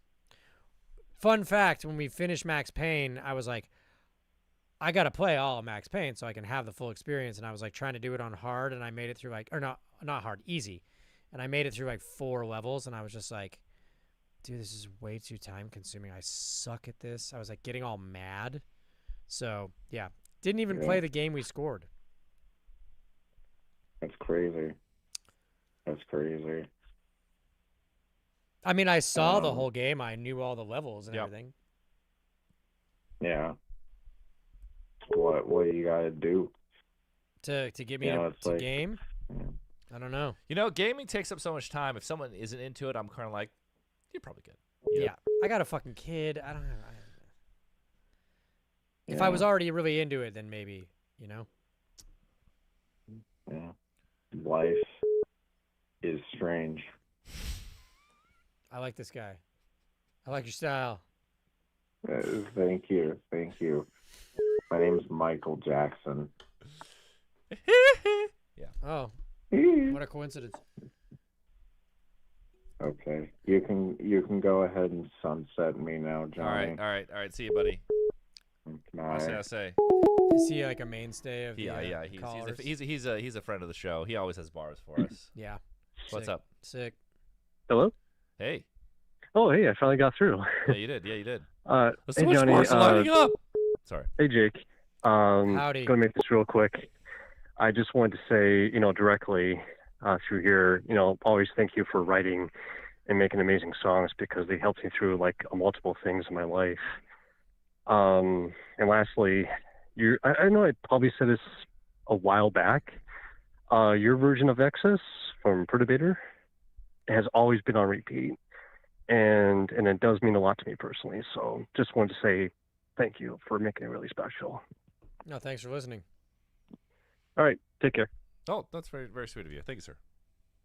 Oh shit! What's up? You're live. Hey, it's Roxy from Sacramento. Hi, Roxy. I I don't know how. I am just now coming across this clip from the Eric Andre show from about 10 years ago where the band is on stage, like, cooking. Any plans to do that live in the future? Cook? No. No. I do love cooking. John cooks all the time. Yeah, I'm a cooking fool. Yeah. Do you have an amazing Hormel chili recipe I can you don't need to improve on I make a perfection. wonderful chili that is, much more fancy. What are you trying to Hormel say chili. about Hormel? I love Hormel. It's just the Hormel is, Hormel. It's not. I make a better chili. It's an American staple. It is. And I've personally witnessed how much John can eat, and it's quite impressive. You might remember us from the Roseville show.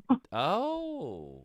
Where did you go eat at the No. So they bought after the show we were hanging out, and they bought like I don't know like $200 worth of Del Taco. Oh my God. We're just eating it. We fed everybody in the bus. Yeah. In the bus. I told them, and it happened to me. I woke up like 5 a.m. Yeah, like, that's fuck, gnarly. like, Del pull over, Scorcho. Yeah. No, good times. I was there with my boyfriend. Took him for his birthday. Life update. He's now my husband. So. Oh, congratulations! Congratulations. Thank you. Thank you for bringing the Del Taco and having. If anybody is out there listening, if you bring a bunch of fucked up food to the show after we play, John will not be able to resist eating it, and eventually. So I don't know if you guys know. John did a little PSA about it once on our Instagram that you can't shit on the bus. Like there is a shitter, but it's the number one first rule of nightliner touring. You don't poop on the bus. So like when you wake up, I saw that clip. Yeah. So I'm just letting everyone know that if you were to gift him a bunch of like free Del Taco or Taco Bell or something like that, at the end of the night, he's gonna eat it. And eventually he will shit on the bus or shit his pants or have to hot bag. Or I've been pretty lucky. I think I cannot believe you have not shit every on the bus. morning on tour. I get up and I'm like, oh, okay, I got about like 2 minutes. And but the thing is that people have way less IBS issues than you do. Always have some story about having to shit in the bus or like get off the bus. We've been lucky. No one's had to actually hot bag it with us. Oh fuck! Sarah was telling me about some story. Seb had shit in like a field. Yeah, no, it was on the side of an overpass. Yeah, yeah. It was like emergency. Oh, wow. Yeah. Well, Mello hot bagged like 3 times on one tour. That's amazing. Do you have a protocol for the tour bus when somebody does that? Like, do you have? It hasn't come up for us. Yeah, it hasn't. We've been very lucky. So the protocol is not made up. We did not make it up. It's called hot bagging. It's like if you're in the middle of nowhere and the driver is like doing 70 miles an hour and you are going to spray liquid shit out of your ass, and the choice is because if you befoul the bus. Like it'll smell like ass. You can't get away from it. You have like a whole ship of people living on top of each other. You can't poop in there. So what you do, the protocol is you grab a plastic bag and shit in it, and then like ask to pull over and throw it in a trash can. Or quite frankly, I think what honestly mostly happens is people just throw it out the window. So what I do, my trick, the reason why I haven't had to do it is when I'm sleeping in the coffin or whatever, I just don't get up. I don't allow myself to fully awake because then I will have to shit like crazy. So if I can stay in sleep mode, I'll stay in the sleep mode. If I wake up, I have to keep in the sleep zone so I don't shit. Everybody who bus tours is familiar with the experience of, because your hours are all fucked up too. And especially if you're drinking a lot or something. You know, it could be 1 PM and you wake up and you're in a sensory deprivation tank essentially. So you like don't know what's going on. Once you like, if you were like, oh, I'm going to get up and go pee and see what's going on. It's like, then you're fucked because gravity takes over. But I, quite frankly, I don't understand how John has not had some sort of it's terrible all incident. it's like I'm like the Bene Gesserit, like a Dune. I'm like I stay in this stasis to not shit. it's like a monk-like control of your Yes. bodily functions. It's just fear, luck. fear is the mind. It's pure luck. Shitter. Oh, I don't know. fear is the ass killer. Yeah, fear is the ass killer. Fear is the ass killer. Well, speaking of touring, because I know you guys are headed back out, so here in Sacramento this weekend, Aftershock is going on. And do you have any plans to play Aftershock in the future, or We've heard of only it? played one. We have been playing more Danny Wimmer festivals. It's up to Danny. Danny, we'd love to play Aftershock. We do enjoy playing your festivals. Yeah, hopefully next year. Hopefully next year. I think, if people love this record, you'd be a fool not to call us. I don't know. It'd be great. I hope so. We'd love to. Yeah. Well, and I know Deftones are headlining Saturday this year. I noticed that every time they play Sacramento, I've seen them. Well, they're the Sacramento Boys. Yeah, I've seen them 3 times since we moved here that they've played. Once with Crosses, and Sheena was with Crosses, and 2 with Deftones. It's always on a Saturday, so they always come to Sacramento on a Saturday. And I'm guessing that's probably because they stay and hang out with family or have brunch or something. But I know he's really involved in playing here. So we've said it before on stream, but Chino, can't say enough nice things about the guy. Nicest motherfucking dude around. It's true. It's extremely. And like you don't have to be that nice, and he really is. So. And you hear things from people around town, like, I'll be somewhere at a farmer's market, and they're like, oh, yeah, I went to college with a dude who used to work with him, or, I bagged his groceries one time, and he's always just super nice and respectful. So I'm hoping that they have a great show this weekend. I'm hoping that you guys can come back to Aftershock or one of the new venues they just opened, which is like a mid-sized venue in the middle of downtown, basically. Well, what's the capacity? So it's called Channel 24, I think. Is it like what's the cap? Do you know? Oh, I have a coworker of mine who just went there. Said it was pretty rad. I want to say it's like $1.5 grand or something like that. Spicy. I mean, we're going pretty big on this tour, but the thing is, we're kind of doing just on this run. It's very limited California shows, so it's just LA and San Francisco. Yeah. So if you want to see us, gotcha. There's no San Diego. There's no Sacramento. There's no Last time we played 4 shows in California. So we have Ventura, LA, San Diego, and Sacramento. And 5 shows. 5 shows. 5 and all of them shows. sold out except Ventura, which was very close. So it was great, but this time we're just kind of. Well, we're really we're going wild in LA. So if you want to see us, you want to see the biggest health LA show, come to this one. Yeah. I'm trying to get back down there, because I have family in Long Beach. Oh shit! So, Channel 24. This new venue is 2,000 cap. Oh, that's a lot for Sacramento. Maybe next time. Maybe next time. We'll That's see. pretty Let's big. see. Let's see. Pretty with with God's help. Yeah.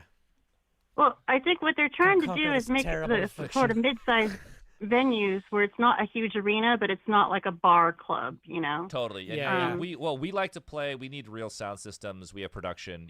We have it's a nice show. The last time we played at the Goldfield, it was really weird to me because I've never played a show where they have all these TVs above the bar, but the bar faces the stage, but then they stream the performance. So while you're playing, you can see yourself on a TV playing.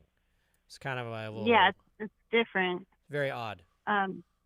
It is great for the mezzanine though, because if you need a break from the noise or a break from the crowd, you can not miss the show. They have the show, whatever live stream playing in the TVs in the mezzanine, and still enjoy your drink. Oh, I'm not making a negative comment on it. Just I hadn't had that experience before. Good use of mezzanine.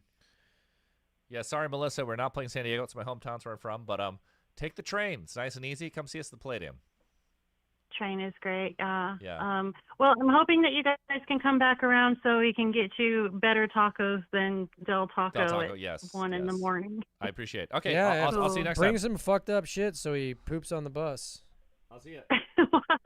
I'll try to make it the healthiest tacos possible. I know at 1 a.m. you get what you get, right? Okay, awesome. I'll see you. Jake calling. Hi guys, John, Jake here in Melbourne. How you guys doing? How you doing, man? Good. Loving the new bangers that are on the new album already. Can't wait for the full release. Just a weird question for you guys I had from my partner. What do you think your biggest energy crowd is that you've played so far? Prague. Nothing beats Prague. We're gonna film the next concert film in Prague because they are just bananas. Like over the years, there's been different ones, and usually the U.S. is crazier energy-wise than Europe, but yeah, Eastern Europe is pretty wild. So like Prague, Poland, but Prague, it was just for some reason the last several times it's just been fucking bananas. I have no idea why. And it's when they go so crazy, it's like infectious. Like you got to go crazy, and we played with Perturbator, and it was we were like losing our minds. It was like early health shows. We were going fucking bananas. And then the last one too. The last we one was were amazing. all sick, Yeah, but it was such a great show. Curiously, And have you had like? Go. No, you go. I was just gonna say, like on the flip side, like have you had shows where you're like, oh, the crowd was like a bit rough tonight, but then you're like, oh, but we actually sold out of like tickets and we sold out of merch. Like, how often does that sort of thing happen? Well, so curiously, I was actually going to bring up the year from Melbourne is for some reason since we released Rat Wars, we seem to have kind of grown faster in Australia than anywhere else. So the last tour we did in Australia, like I think it was the first tour we've ever done where it was entirely sold out well in advance. Yes, big. And then they upgraded the venue in Melbourne. So it was like a big show. Yeah, that was awesome. All the merch was really good, but it was we learned this a long time ago that shows that sell out, I'm sure it's different for different genres. If it's like music for kids, if it's like fucking Ghost Main or Suicide Boys or some shit where it's all young people. But for us, when a show sells out like really far in advance, you tend to get a mellower crowd. Well, it's like because they were responsible, so it's like the kids have good grades, so they're not going to be the like if you have the wherewithal to be observing on the internet when a band that you like announces a show, and you have the disposable income to buy a ticket, and then remember that you bought a ticket and you need to go to that show, that kind of weeds out the just capricious like, oh, I'm fucked up. It's like, oh, I have some money, I should go to this show. And so you get more muted audiences. And then also there's the factor of when you make new fans, they don't have any previous experience with like what the show culture is, and they're kind of going there to sort of observe what it's like live, and they're more reserved. So yeah, gotcha. No, I was watching the video that you did with like Lachlan over Knotfest as well earlier, and you sort of mentioned that funny bit with like Danzig stole your seat at a show and how you were growing up with like punk music and things like that. Like, if you specifically, Jake, like if you like, you've already had so many like great collabs and features, but like if you could feature like one of those old punk rockers like Danzig or Jello or like Iggy Pop, like who would you pick? Well, I would pick Iggy because I already tried. We sent him a couple songs. Jello came to our show in San Francisco once and hung out with us. It was pretty amazing for me. I mean, all three of those guys are complete fucking legends. I have sent some emails to try and get Danzig, and maybe it will happen one day. It's possible. Maybe he'll get out of your seat as well. Never know. No. The point is, we would never tell that guy to move his seat. And he took a photo with me. Oh no one would ever. Like that was just. And I got to be real. It's like Bob Dylan to me. You know, I mean, it's fucking Danzig. It's like Jello Biafra. Like, that's Bob Dylan to me. Like it's like. Jello came to one of our shows in San Francisco. It's like, oh my god, these are my gods, my ledges. You know. Yeah. I mean, yeah, Iggy Pop. It's like he's like the godfather of fucking punk rock. He is a demigod. He's a living legend. We just saw him at this Austrian festival. What the fuck was that called? I can't remember, but it was fucking sick. It was sick. He was I mean, awesome. that would have been the sick. first CD I ever bought was Stooges Funhouse. So I mean, Iggy is a. I mean, come on, he's the fucking unbelievable. I mean, both like Dead Kennedys and Misfits. Both bands absolutely, completely changed my life. Now, hilariously, yeah, same. Yeah. Black Flag is also a band I think both changed Jake and I's life, and we were like 2 feet away from Greg Ginn at this festival, and like for some reason we weren't compelled to say anything. We're like, oh, it's Greg Ginn. I mean, I think now that I've gotten older or something, I just didn't want to be like. I don't want to bother him either. Well, here's the thing: is we didn't say anything to Jello in that way. Like he was introduced to us. Yes, and he came to our show, and it was really cool. And he talked to us about the show, and he watched the show. No, he hung out. Like our old tour manager used to be his tour manager, so he came out, hung out for hours after the Jello show. loves to hang out, and he loves to That's talk. so sick. He got drunk. And he was drinking with us back there, and he was like, "Yeah," I was telling me, like, talking about all this shit. I was like, "This is fucking great." It was fucking awesome. It was like, it was amazing. But I think that's why we didn't. I would have loved to have talked to Greg Yin, like, but I didn't want to. Greg is not much of a talker. And I also didn't want to go up to him and be like, "Hey, man, I love Black Flag. Black Flag changed my life." It's like first 4 years, dude. It's just, like first time I ever heard Nervous Breakdown. It changed. Yeah, I'm not. They've all heard that, and also this is another thing. It's actually a good story with me and Jake. So I learned this. I learned the hard way. If you really admire someone and you want to like hang out with them, don't go up and compliment them, because then they're gonna put you in a different mental space. Dude, even the Glasgow show, I was hanging out with Stuart from Mogwai. Yeah. And we're just like hanging out, and then at the end of it, I was just compelled to tell him how much I like this one Mogwai song. Totally regret it. Yeah. I was just like, after that, I was just like, and I could be projecting this onto him. He's a very cool guy, but I was like, man, I shouldn't have said that shit. No. So we're at the Grand Theft Auto 5 party. Me and Jake and DJ Pooh's there. DJ Pooh, right, San Andreas, but he did the fucking Friday movies. Friday's fucking. Oh God, I love Friday. He thought we were the coolest guys. We're talking, having fun tonight. Out of the middle of the night, I'm a little lit. I felt compelled. I'm like, hey man, I just want you to know, like, Friday was like such an amazing movie. We used to watch it all the time. And he goes, his face just totally changes. He goes, oh, you keep coming back to that. Yeah, you like it. All right, man. I was a totally different person the rest of the night. I was just some fucking cornball. Well, the most embarrassing one I had was where I actually felt really dumb. So we opened for Autolux, like when the band first started. Oh yeah. And fucking Tim Roth. Tim Roth, possibly one of my favorite actors of all time. He was in the backstage taking photos, and like they knew all these famous people. This is Hollywood shit I don't know anything about.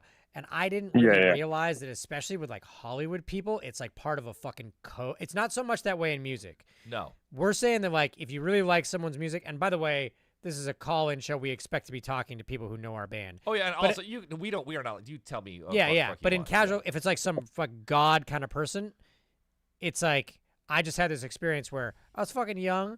I'm like, man, Tim Roth, fucking Reservoir Dogs, love that shit. He's taking photos, and I'm like standing next to him. And I was just like, oh, hey, man, I'm a really big fan of your work. And he looked at me, not just like, it wasn't like, oh, gee, thanks.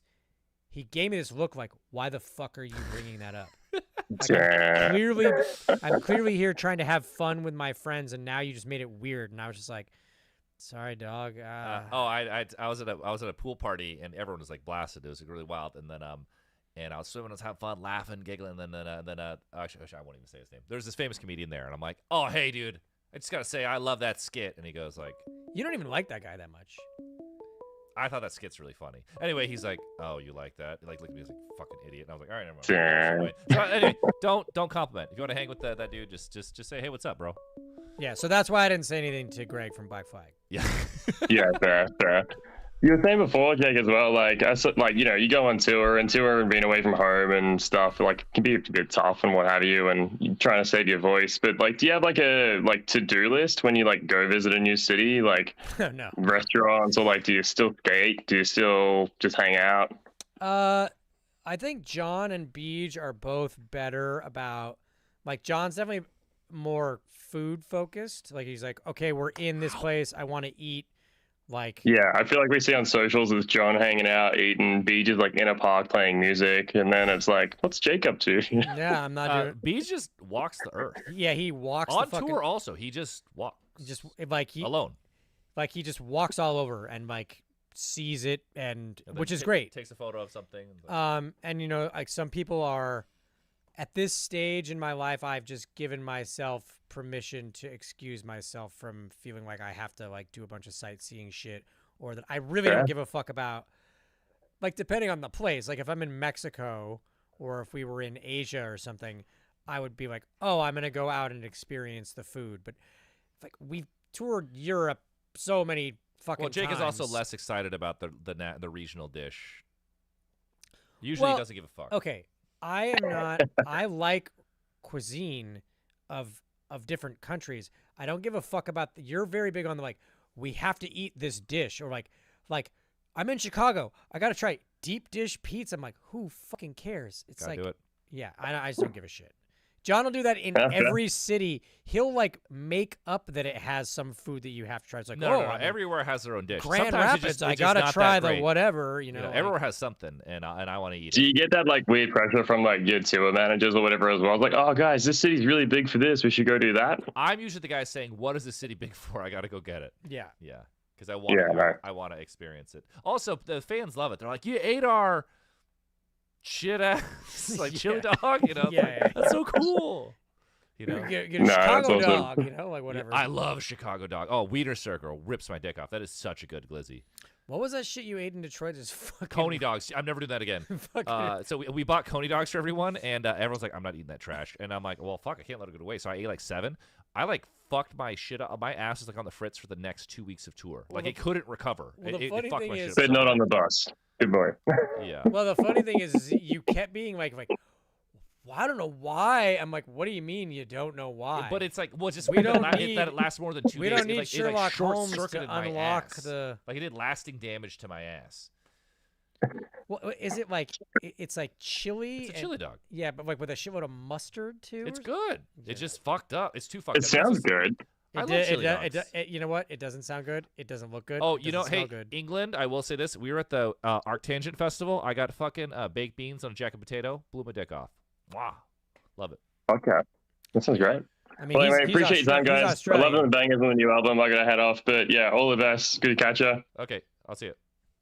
See you again.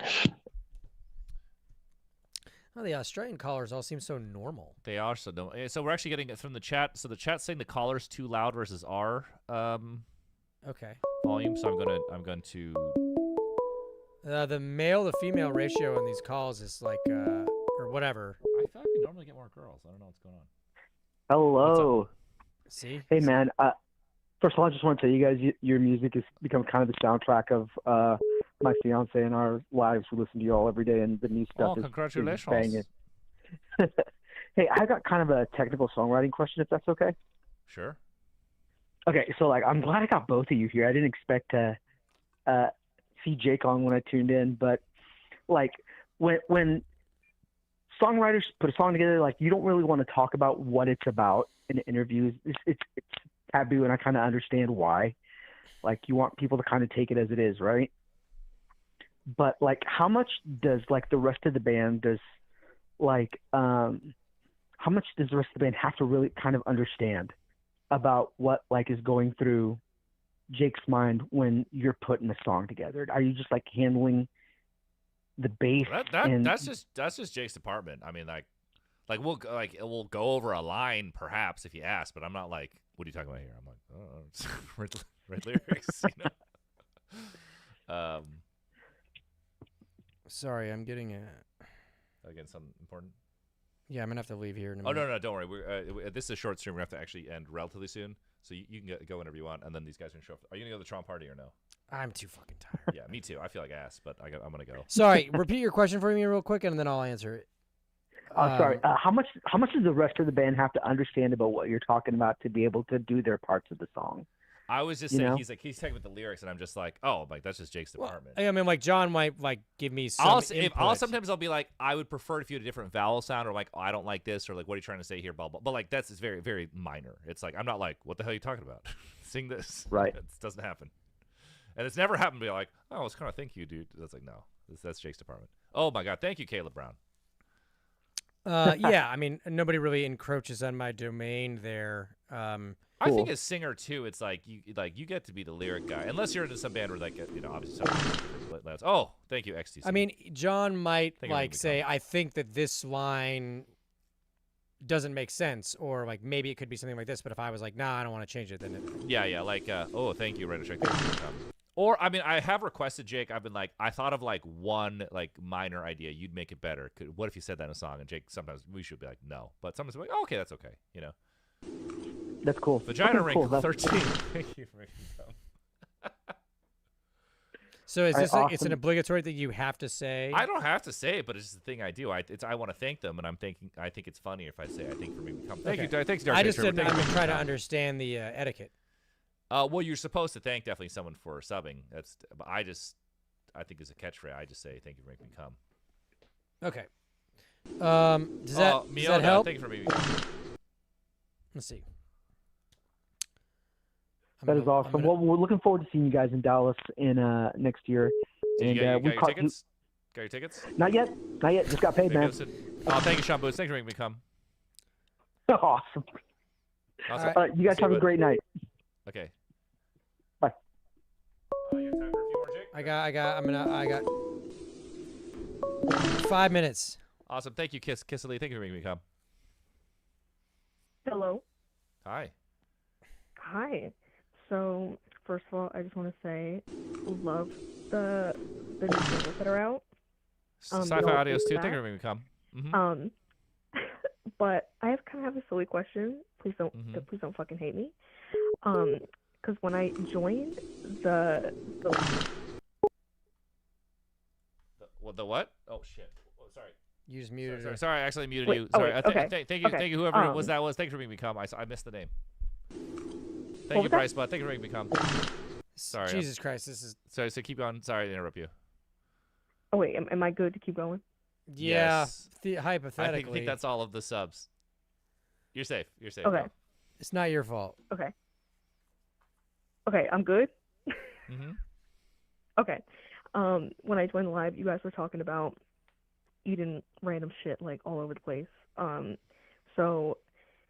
And my question is, if you guys could eat any inanimate object, what would you eat?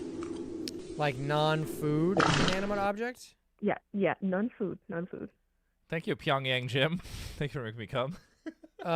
If I could eat any non-food inanimate object, thank you, Pyongyang Jim. I would just eat a diamond and then shit it out and then use that diamond Ooh, to smart. like, I don't have like a weird, like you ever eat that or you ever watch that fucking My Weird Life. Oh, thank you, Bolus Life. Thank you for making me come. Well, it's like the where people eat like, man, I watched this one where they eat dirt, or just like they eat their like this one woman like eats her cat's hair. She eats like a fucking gallon of cat hair. That is she just sits and eats cat hair. That is disgusting. So yeah, I don't have any weird thing like that. I would just want to eat something that was thank you, of PRE5. high Thank you monetary for value and then try to pass it and then yes, dear? What? Oh, that's interesting. Okay. You just wear all black then. I'm gonna wear all black. Yeah. I mean, does that make sense? It makes sense to me. It's pragmatic. Yeah. John, what would you eat? Dead Sea Scroll? I want the True Cross. Eat the True Cross. It would be hard. That'd be rough. Yeah, it's kind of hard to eat. Like where's this guy? Like they have like the guy in history like ate a car, eat a shoe. Yeah, like that's in like the Guinness Book of World Records. Yeah. Yeah, but like, what do you want to like? I'd eat my own dick.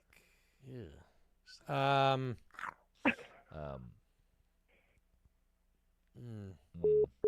Yeah, I don't know. See, my thing is, my logic is like going for like the most satisfying thing, and just rolling with that. I feel like you have some weird association, which is maybe not touching us. Yeah. Okay. Can we hear it? What's it about? Oh, shoe nice. Yes, shoe nice. We love shoe nice. The Shroud of Turin. Would you eat that? For the story, I'd have to. Yeah. Oh, that was it's kind of the same conversation we've had. The Ark of the Covenant. Yeah. Just like I guess it's either like a very valuable diamond for me, or something that proves some sort of like supernatural element in life or something. Yeah. Like I drink out of the Holy Grail, or whatever, like they did in the movie. Yeah, great movie. Anyway, sorry I don't have a weirder answer for you. Honestly, no, that's actually weird enough. Okay, cool. But yeah, no, like that was like my big, like, there's like some things that are just like so satisfying to like just like, for example, when I was younger, I'd always like think about eating like insulation off the ceiling because it like looks. See, I knew this was going somewhere specific. Yes. Yeah, the way you asked the question, I was like, oh, you've got like something specific to say. Some kind of weird sensory thing. Yeah. That's like. For sure, Yeah, I've that's, seen like, one of those episodes of like My Strange Compulsion where it's people who eat insulation. It's like a synesthetic textural thing. Yeah, like or it's a sexual thing. Yeah. Whatever, And whatever floats your boat. But just be careful if you're gonna eat insulation. I I got Eat over the that. rock It's wool been- insulation, not the it's been, fiberglass like, insulation. Listen, it's been 18 years since I've had any of those urges, so we're good. We're good. I don't know. You're talking about it right now. It's obviously not. But It listen, might be dormant, but it's still there. okay, but here's the thing. So when I come up with questions like these, I have to think. I gotta think. Like, I pretty much have to be deprived of any sort of, like, I can't be mentally, stable when I think about these questions, because I always get put in these situations where it's like, oh, like, if I'm ever, like, doing, like, Q&As or stuff like that with whatever band that's having, like, Q&As or whatever, I always got to come up with something interesting, something that makes me think. This is something that by makes far me the most and then interesting think. question. This is very interessante. Actually, now that you bring it up, you know what I would think of eating? You know the packets inside the beef jerky that say "Do not eat." Yes. I don't want to eat it. The silica packet. It says "Do not eat." Yeah, You're the like, silica gel packets. kinda Well, there's looks all like kinds salt. of shit you're not supposed to Oh yeah, eat. I don't think you should eat it, but mine says "Do not eat." Yeah, But, I mean, yeah, now I- we're getting I- somewhere. I- This is interesting. Food Yeah. for thought. Like I also the similar urge when you see the non-potable water and it's like "Do not drink." You're like, So you just want drink to eat water. stuff you're not supposed to. I don't actually want to. You know what I eat? I want to eat a bean burrito. It sounds delicious. Yeah, that sounds good. Yeah. I will say that I love the word potable. Yes, or potable, I guess. Potable. You know, just like when it's like.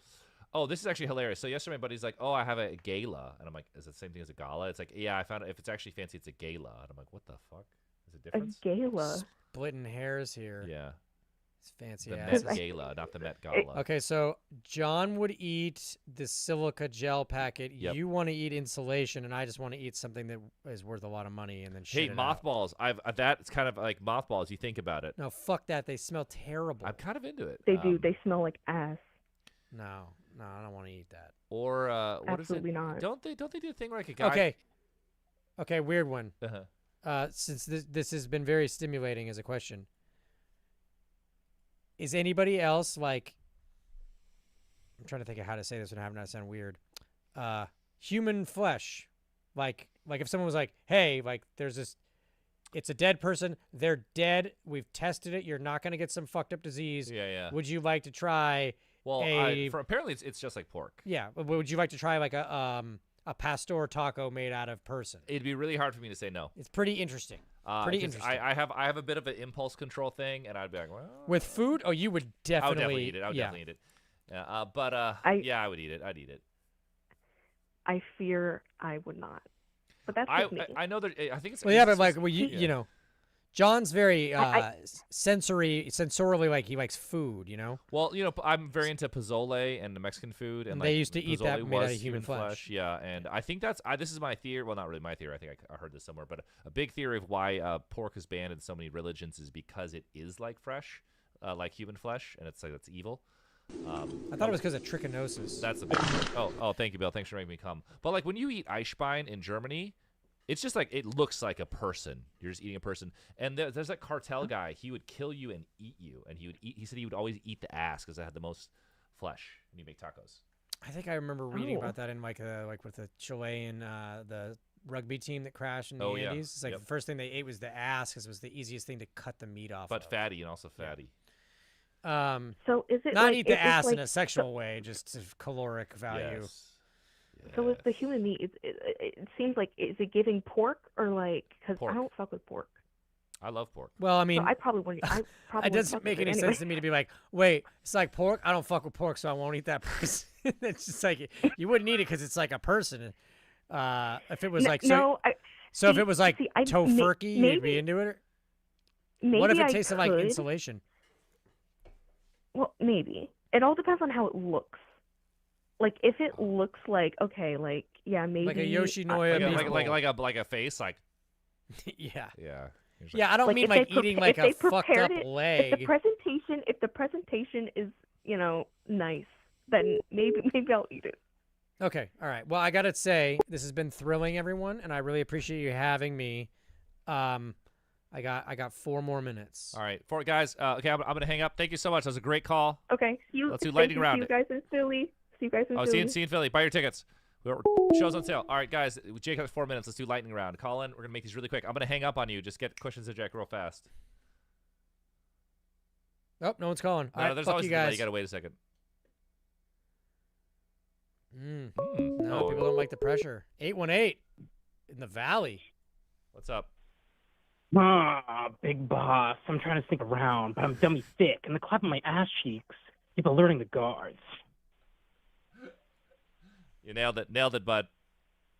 I got it this time. You got it. It's perfect. But the stupid WhatsApp I'll start fucking with nerfed. two You're gonna have to say it questions. again. You have to call back and say it again. Wait, can they hear that WhatsApp? Yeah, it nerfs the audio. Fucking Zuckerberg. What the fuck? Oh, they missed it? Do I have to say it again? You have to say it again, but they keep They're calling. gonna keep Yeah, the calling, switchboards are man. lighting up. You got hey, just Okay. do next stream. I'll do it again. Ah, big boss. I'm trying to sneak around. I'm dummy thick, and the claps of my ass cheeks keep alerting the guards. Got it. All right, last call. Sorry. All right, fine. God Just damn, answer the. I hate Zuck. All right, what's up? You're live. Oh, hello. How are you doing? Great. Lightning round. Jake's got a little time. What's up? I wanted to know if you think Hello Kitty voted for Brexit. Well, she is English. She is a true Brexit geezer. She is? She is from England. Okay. That's my that's my theory. I don't know. Maybe she got into some weird podcasts. I don't fucking know. I don't know her politics.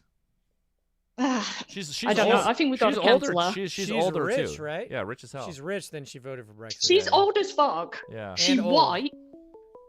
Yep.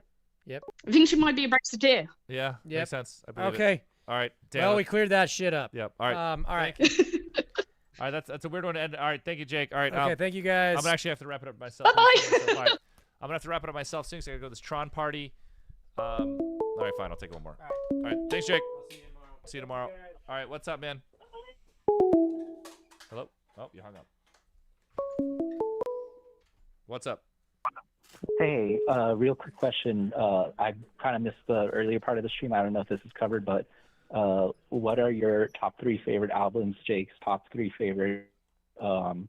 What's one album that you both really agree is like awesome? Oh, I mean, Jake and I agree on a lot of those, and hilariously, a lot of those are just like Rolling Stones' greatest albums, but like fucking I don't know, Dark Side of the Moon, like that shit that's not gonna blow anyone's fucking mind.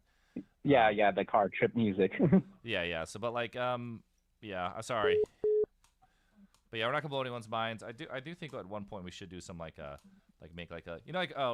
love that Kurt Cobain made that top 50 albums list. So after he died, like every magazine published it, and it's a really awesome list, and it's all albums you should check out.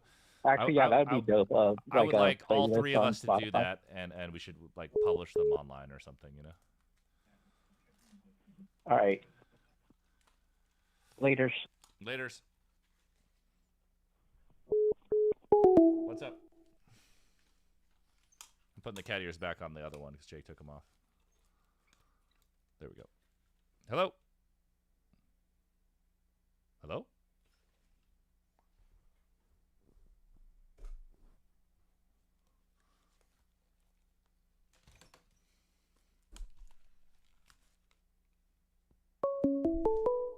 What's up? Oh, shit. Well, yeah, I'm a sad panda. I miss Jake. Oh, sorry, bud. Yeah, Jake. I mean, that was pretty great. Jake streamed for almost 3 hours. Oh yeah, pretty good. No, I've been watching. Yeah. Yeah, no, it was great. Because I was also hoping I wouldn't miss him because I love hearing the old stories of the DIY days and all that. Oh, we got tons of those. But yeah. Oh yeah, for sure. I think Jake had a good time. Maybe he'll be on. Maybe I'll get Beej on upcoming stream. That would be awesome because I've seen that Jake has been on, but I don't think I've ever seen Beej. Beej was on once. He was pretty shy. He's super low talking. But now I have 2 mics, so I think it's more comfortable now. Yeah, I know Beej is more chill, but he doesn't come off to me as shy. But then again, I've never got to hang out. Beej is actually he's extremely unique character, where he is and he isn't. It's hard to explain. But when he was on stream, he was kind of low talk. I'll try and get Beej on here. Be great. Oh hell yeah, definitely would be great. Oh, rad. Yeah, it's Battle Club Mark, by the way. Oh, what's up, Battle Club? Here, give me 1 sec. What's up? Oh, who's that? Come on in. Oh, what's up, Juice? Hey, everyone, Juice. Hey, Juice, you want to sit down? Yeah. Here, Juice, I'm gonna give you these headphones. All right. All right, so all right, we got a special guest here. This is Juice Caballero. What? And I got it's my deal all the time. Oh, hell yeah, baby. The juice is loose. All right, guys, you're in luck. We got a new special guest. Human totem pole. Okay, this is Juice Caballero. Juice is in a band that you probably haven't heard of, or you might. It depends on what kind of music you're in. He was in a band called White Arrows. He's also in a band called Dios. That got sued by Dio, my legend. He directed a short film that I have a acting role in that's coming out. I don't know when, but if you can believe it. What, the video game store? Talking here. Yeah. Not game, the collectible store. It's a collectible store. I play a your local LGS owner. I'm Johnny LGS in it. Yeah, his name is. I remember the post. Yeah, it's great. It's like a short film. It's like a 12-minute thing, but it's kind of set in and around the world of trading card games, and how everyone, it's loosely kind of about how everyone in that culture is a drug addict and a scumbag and like shady on some level. But yeah, that's not wrong. Johnny was great in it. I have to say to everybody, he's a great actor. Yeah, I don't know, but let's see. I'm a little worried about the people seeing my acting debut, but I play a fictionalized. Maybe you'll be fine. If the band went sour and I became a local game store owner. Yeah, yeah.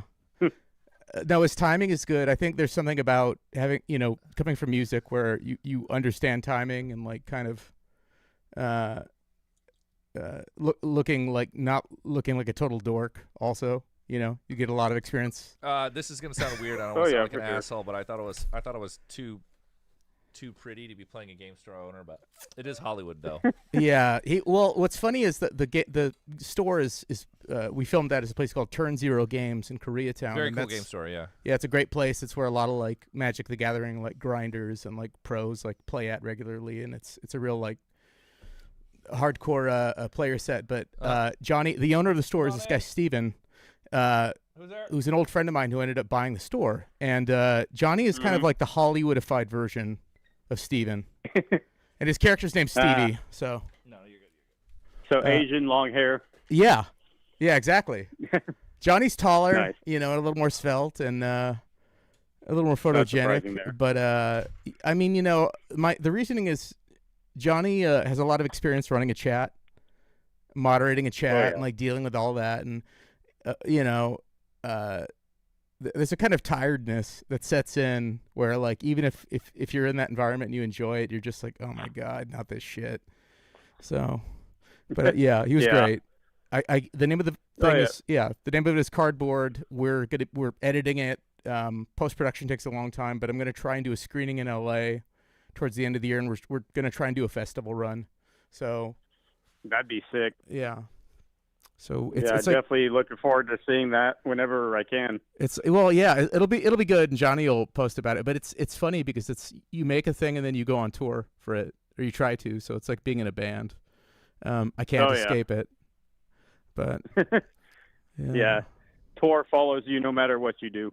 Yeah, life is tour, and then you only get off tour when you get off tour. You're dead. So it's tour is life, but and life is tour. Yeah, what's my man been playing tonight besides this like Batman commentary? I have no idea. Oh. But yeah, were you watching the live or did you just? Show up? We're supposed to go to an event. Responding to the chat, we don't have a trailer yet, but I'm gonna put together something. It's like a lot of this is really born out of my love of like anime music video edits and stuff like that. I feel like those like always have great tempo to them. Like there was a Vampire Hunter D Bloodlust one that I really loved, set to like the super slow-mo version of Grimes Oblivion or stuff like that. So you guys will be chuffed. But Cardboard is the name of it. But okay. yeah, no, I'm homies with Johnny. We live close. We've worked together, and we're supposed to go to an event tonight. We're supposed to go to this Tron related, not the Magic the Gathering archetype Tron, but Tron the Jared Leto related movie thing. Yeah, I had a feeling that's what, because I think Johnny vaguely said that a minute ago. So I was like, oh, okay, cool. Yeah, there's so LA, they have these influencer events like always, because like that's a big part of marketing everything now. So they've got these parties where they invite all the influencers and they have all this shit for you to take your photo. And I've gone to them. It's like they'll be like they rent out Six Flags. Actually, the funny one is when they rented out Six Flags, Trent Reznor was there. He came. Like a Flea was there. He brought his Twicket. Chuck Liddell. There's always like famous people there. Diplo. And it was like, and then it was like all the famous influencers, like all the famous e-girls and stuff, and it was really surreal. But yeah, so this is one of those, and he was like, "Oh, come on the Tron thing," and boys, this is gonna DJ, and you take your photo next to this fucking Tron Ares thing, but we're just gonna go. It's gonna be probably silly. However, it is kind of crazy to see these people in person, all like the influencer, like these people are really fucking crazy hot, like you don't see people like this in real life. Like they're like the hottest motherfuckers in the world. Yeah, no, I know like, what you mean, Jesus because I literally, Christ, Case in point. Oh yeah, no, I know what you mean, because I'm literally friends with some of them, and I've been friends with, I could say some of them are old friends, so it's like weird. Seem like, whoa, I used to be cool with that person, and now they're like freaking like crazy hot and making money doing that. Okay. Yeah. It's a weird weird lifestyle. So this like to go to this thing, they check your social media. You got to have X amount of followers. We just happen to know people. Like we know a lot of people work in this industry in terms of promotion.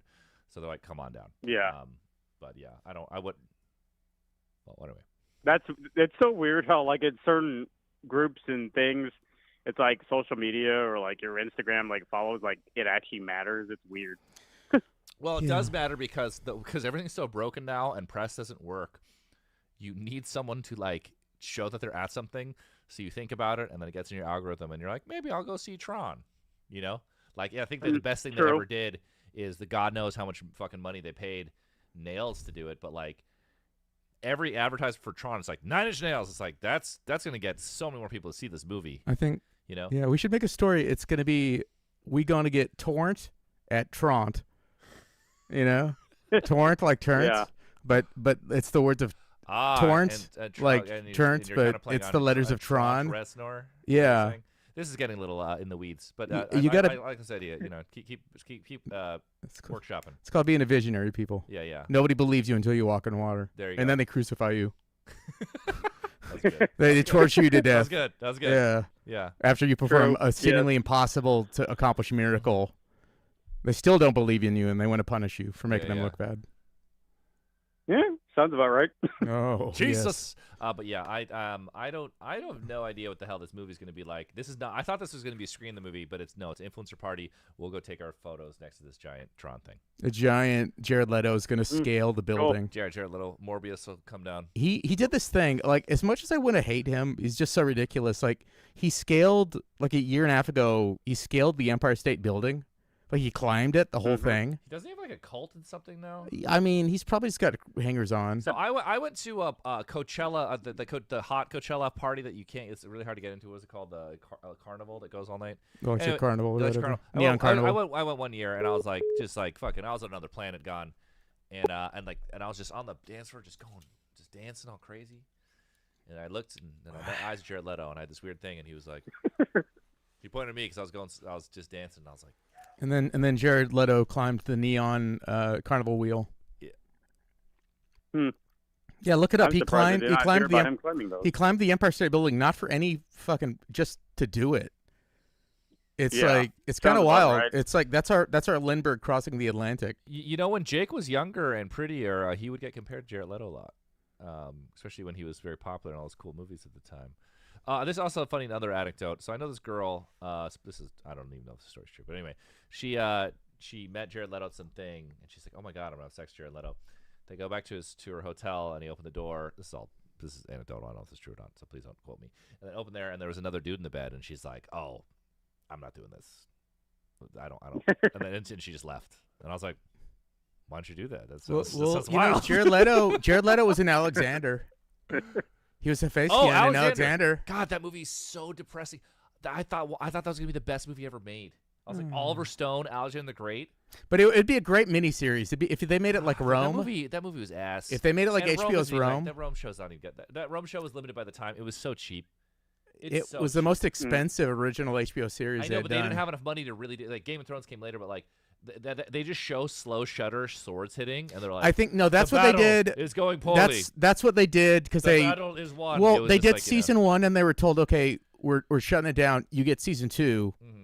You got to wrap it up, and like they kind of had to do it because they spent a bunch of money on the first season. They built this huge lot on like Yeah, it looked great. The Cine, whatever it is, the big Roman Italian studio. They built this huge outdoor set and like all this great shit. But and back to the thing at hand. Jared Leto was Hephaestion, who's kind of Alexander's really good friend, his chum in the movie. It's like his roommate. No. Here, back then though, they didn't even have that. They didn't consider that. There was the reality of being on war. When you're on a tour in war, obviously there's a lot of terrible things to do, conquering people. But I think it was also expected, like, hey man, you're gonna be down bad for a long time. You gotta get with your bro. Well, it's it's a Winston Churchill thing where somebody was like trying to reprimand him when he was in command of the Admiralty, and he said, "Sir, the only traditions of the Navy are rum, sodomy, and the lash." And he wasn't saying that to be clever. Bros be lonely. We will bang them on the beaches. We will bang Yeah, them on the... and make the thing, but make it way more homoerotic. We will goggle the balls. I don't know, whatever. You get the idea. Sorry, we're really getting on a tangent here. Yeah, that's fine. Caesar was really yeah. good in the Rome show. But yeah, I don't know. Sorry, I don't know. We really got away from ourselves in this one. But yeah, we're about to leave. We'll end the stream soon to go this party. I got to get dressed. I have a latex jacket I'm gonna put on. Nice. Yes. Wearing Hamka stuff tonight. You know what? I think I'm gonna mix it up though because they sent a dress code and they wanted everyone to dress like the movie. You are really underdressed for this, bud. Do you want to borrow some of my shit? Sure. I don't know. This is your vibe though. You are an influencer. You're gonna break your image. Your I was gonna wear. I've kind of a paramilitary like vibe. I have some stuff like that in the car that I'm not wearing. Well, but I have clothes if you want some. But, sure. They'll be gargantuan on me. But. I have a massive Hamkus collection upstairs, but I was thinking I have this Arc 8. Johnny's like 2 feet taller than me, by the way. Super latex mega jacket. Johnny wears all the shit I want but can't afford. I get special pricing for them, but I know you do. These tariffs are fucking my shit up. I would love. Oh yeah, true. Yeah, they're fucking my shit up too. Mm-hmm. I get so much shit from Japan, and now I'm just like, fuck, I gotta stop. I think what I'm gonna do is I'm gonna order. That's what I did last tour. I ordered it to Europe, pick it up in Europe. I think on this tour I'm gonna order it to Mexico. I pick it up in Mexico. Yeah. Oh, time to go. All right. I think we're gonna have to shut down here and get ready. Well, okay. Well, we're waiting on John Doss Bunker to show up, but then we get ready. Okay, cool. I'm good. Well, I'll be out in like 5 minutes. All right, cool, man. I'll see you. All right, go ahead. All right, probably have time for like one more tall, and then let's get ready for this thing. Bring it on. Yep. If you were wondering who this is Juice. Hi. JP, Juice Caballero. He's a tournament Magic the Gathering player. I day 2'd a GP LA, and then I was the #1 mythic ranked Magic the Gathering arena player last year for a stretch of like September, October. Hello. Hi. Hi. I'm in the valley, but that doesn't matter. I just want to ask you, how is collabing with Shushu and also with Poppy? That'll be my last. So we have been Jake and I are massive Juju fans, and we've known him for many years. And he actually suggested us collabing like in the fucking like early 2010s or something. And we didn't even know how that would work back then, and like kind of fell by the wayside. So we hit him up for Discord. We're like, hey, let's actually do a collab, and we just went in the studio and worked together. And we went to his studio and then our studio over 2 days. And I mean, he's a really incredible. I mean, we're such admirers, and he's such a very nice, thoughtful person. So it was really fun. Yeah, I mean, I and love then all this also stuff. I picked up great, Del too. Taco, and he was fucking mortified that I would eat Del Taco. Okay, that's great. How was the Poppy? How was Poppy? So Poppy was did she judge you on the Del Taco? No, so we never met Poppy in person. We met her later, but when we collabed with Poppy, we did it fully over email, and we didn't even we even barely talked to each other So she sent this demo she recorded on her phone, playing guitar. Yeah. And Jake reinterpreted that and wrote something new. And then Jake sent her an email, and he's like, hey, if there's a guy and a girl in the song, it's going to sound like it's a relationship. And she was writing these lyrics about like a really like predatory, like evil guy making her do stuff. And Jake's just like, if you have those lyrics, it's going to be like, I'm the bad guy singing to you. And it's like, I can't be that guy. I can't do that kind of song. And she's like, oh, that's cool. Yeah. So then and the name of the song was Tron Down for what? No. But anyway, so then we took her guitar demo, we wrote this whole music, and then we sent it to her, and then she sang her part on it. She sang new lyrics, and she's like, don't worry, that's cool. So that was nice. And then we never met her until the Bad Omen show, and she's like, hi. I'm like, oh, hi, Poppy. You know, That sounds very poppy. Like they're very internet like coded. I think she's fine. It's just like we just didn't meet in person. Oh yeah. That's COVID era, right? Huh? When you guys collabed, yeah, wasn't that was that COVID. on Disco? Some of those Like Disco 4? some of those collabs are COVID era, so it was all. All right. Here we go. Oh, John S. Bunker on his way. Get it together. Oh my God. All right. You know what? We're gonna have to shut down. We're shutting down the studio. Yeah. Go. Bye. All right. Bye. I love you. All right, guys. Love you too. Mwah. Mwah. All right, hey guys, everyone, thank you so much. Tomorrow in Long Beach, free party in Long Beach at the Grasshopper Bar. I am DJing. It's celebrating Operation Jueves and the new song. Hi, Derek Gargamon. Sorry, buddy, we're about to leave. And the new song Vibe Cop is out. The U.S. tour with Carpenter Root is on sale now. Tomorrow, Long Beach, free party at the Grasshopper. I'm DJing. Anything else? We love you. We love you. Tron, love you guys very much. I'm gonna see you guys next Jueves. Tron down. Tron down for what? We're going to the Tron party. Get Tron. Yeah. Oh, I love Tron. All right, love you guys.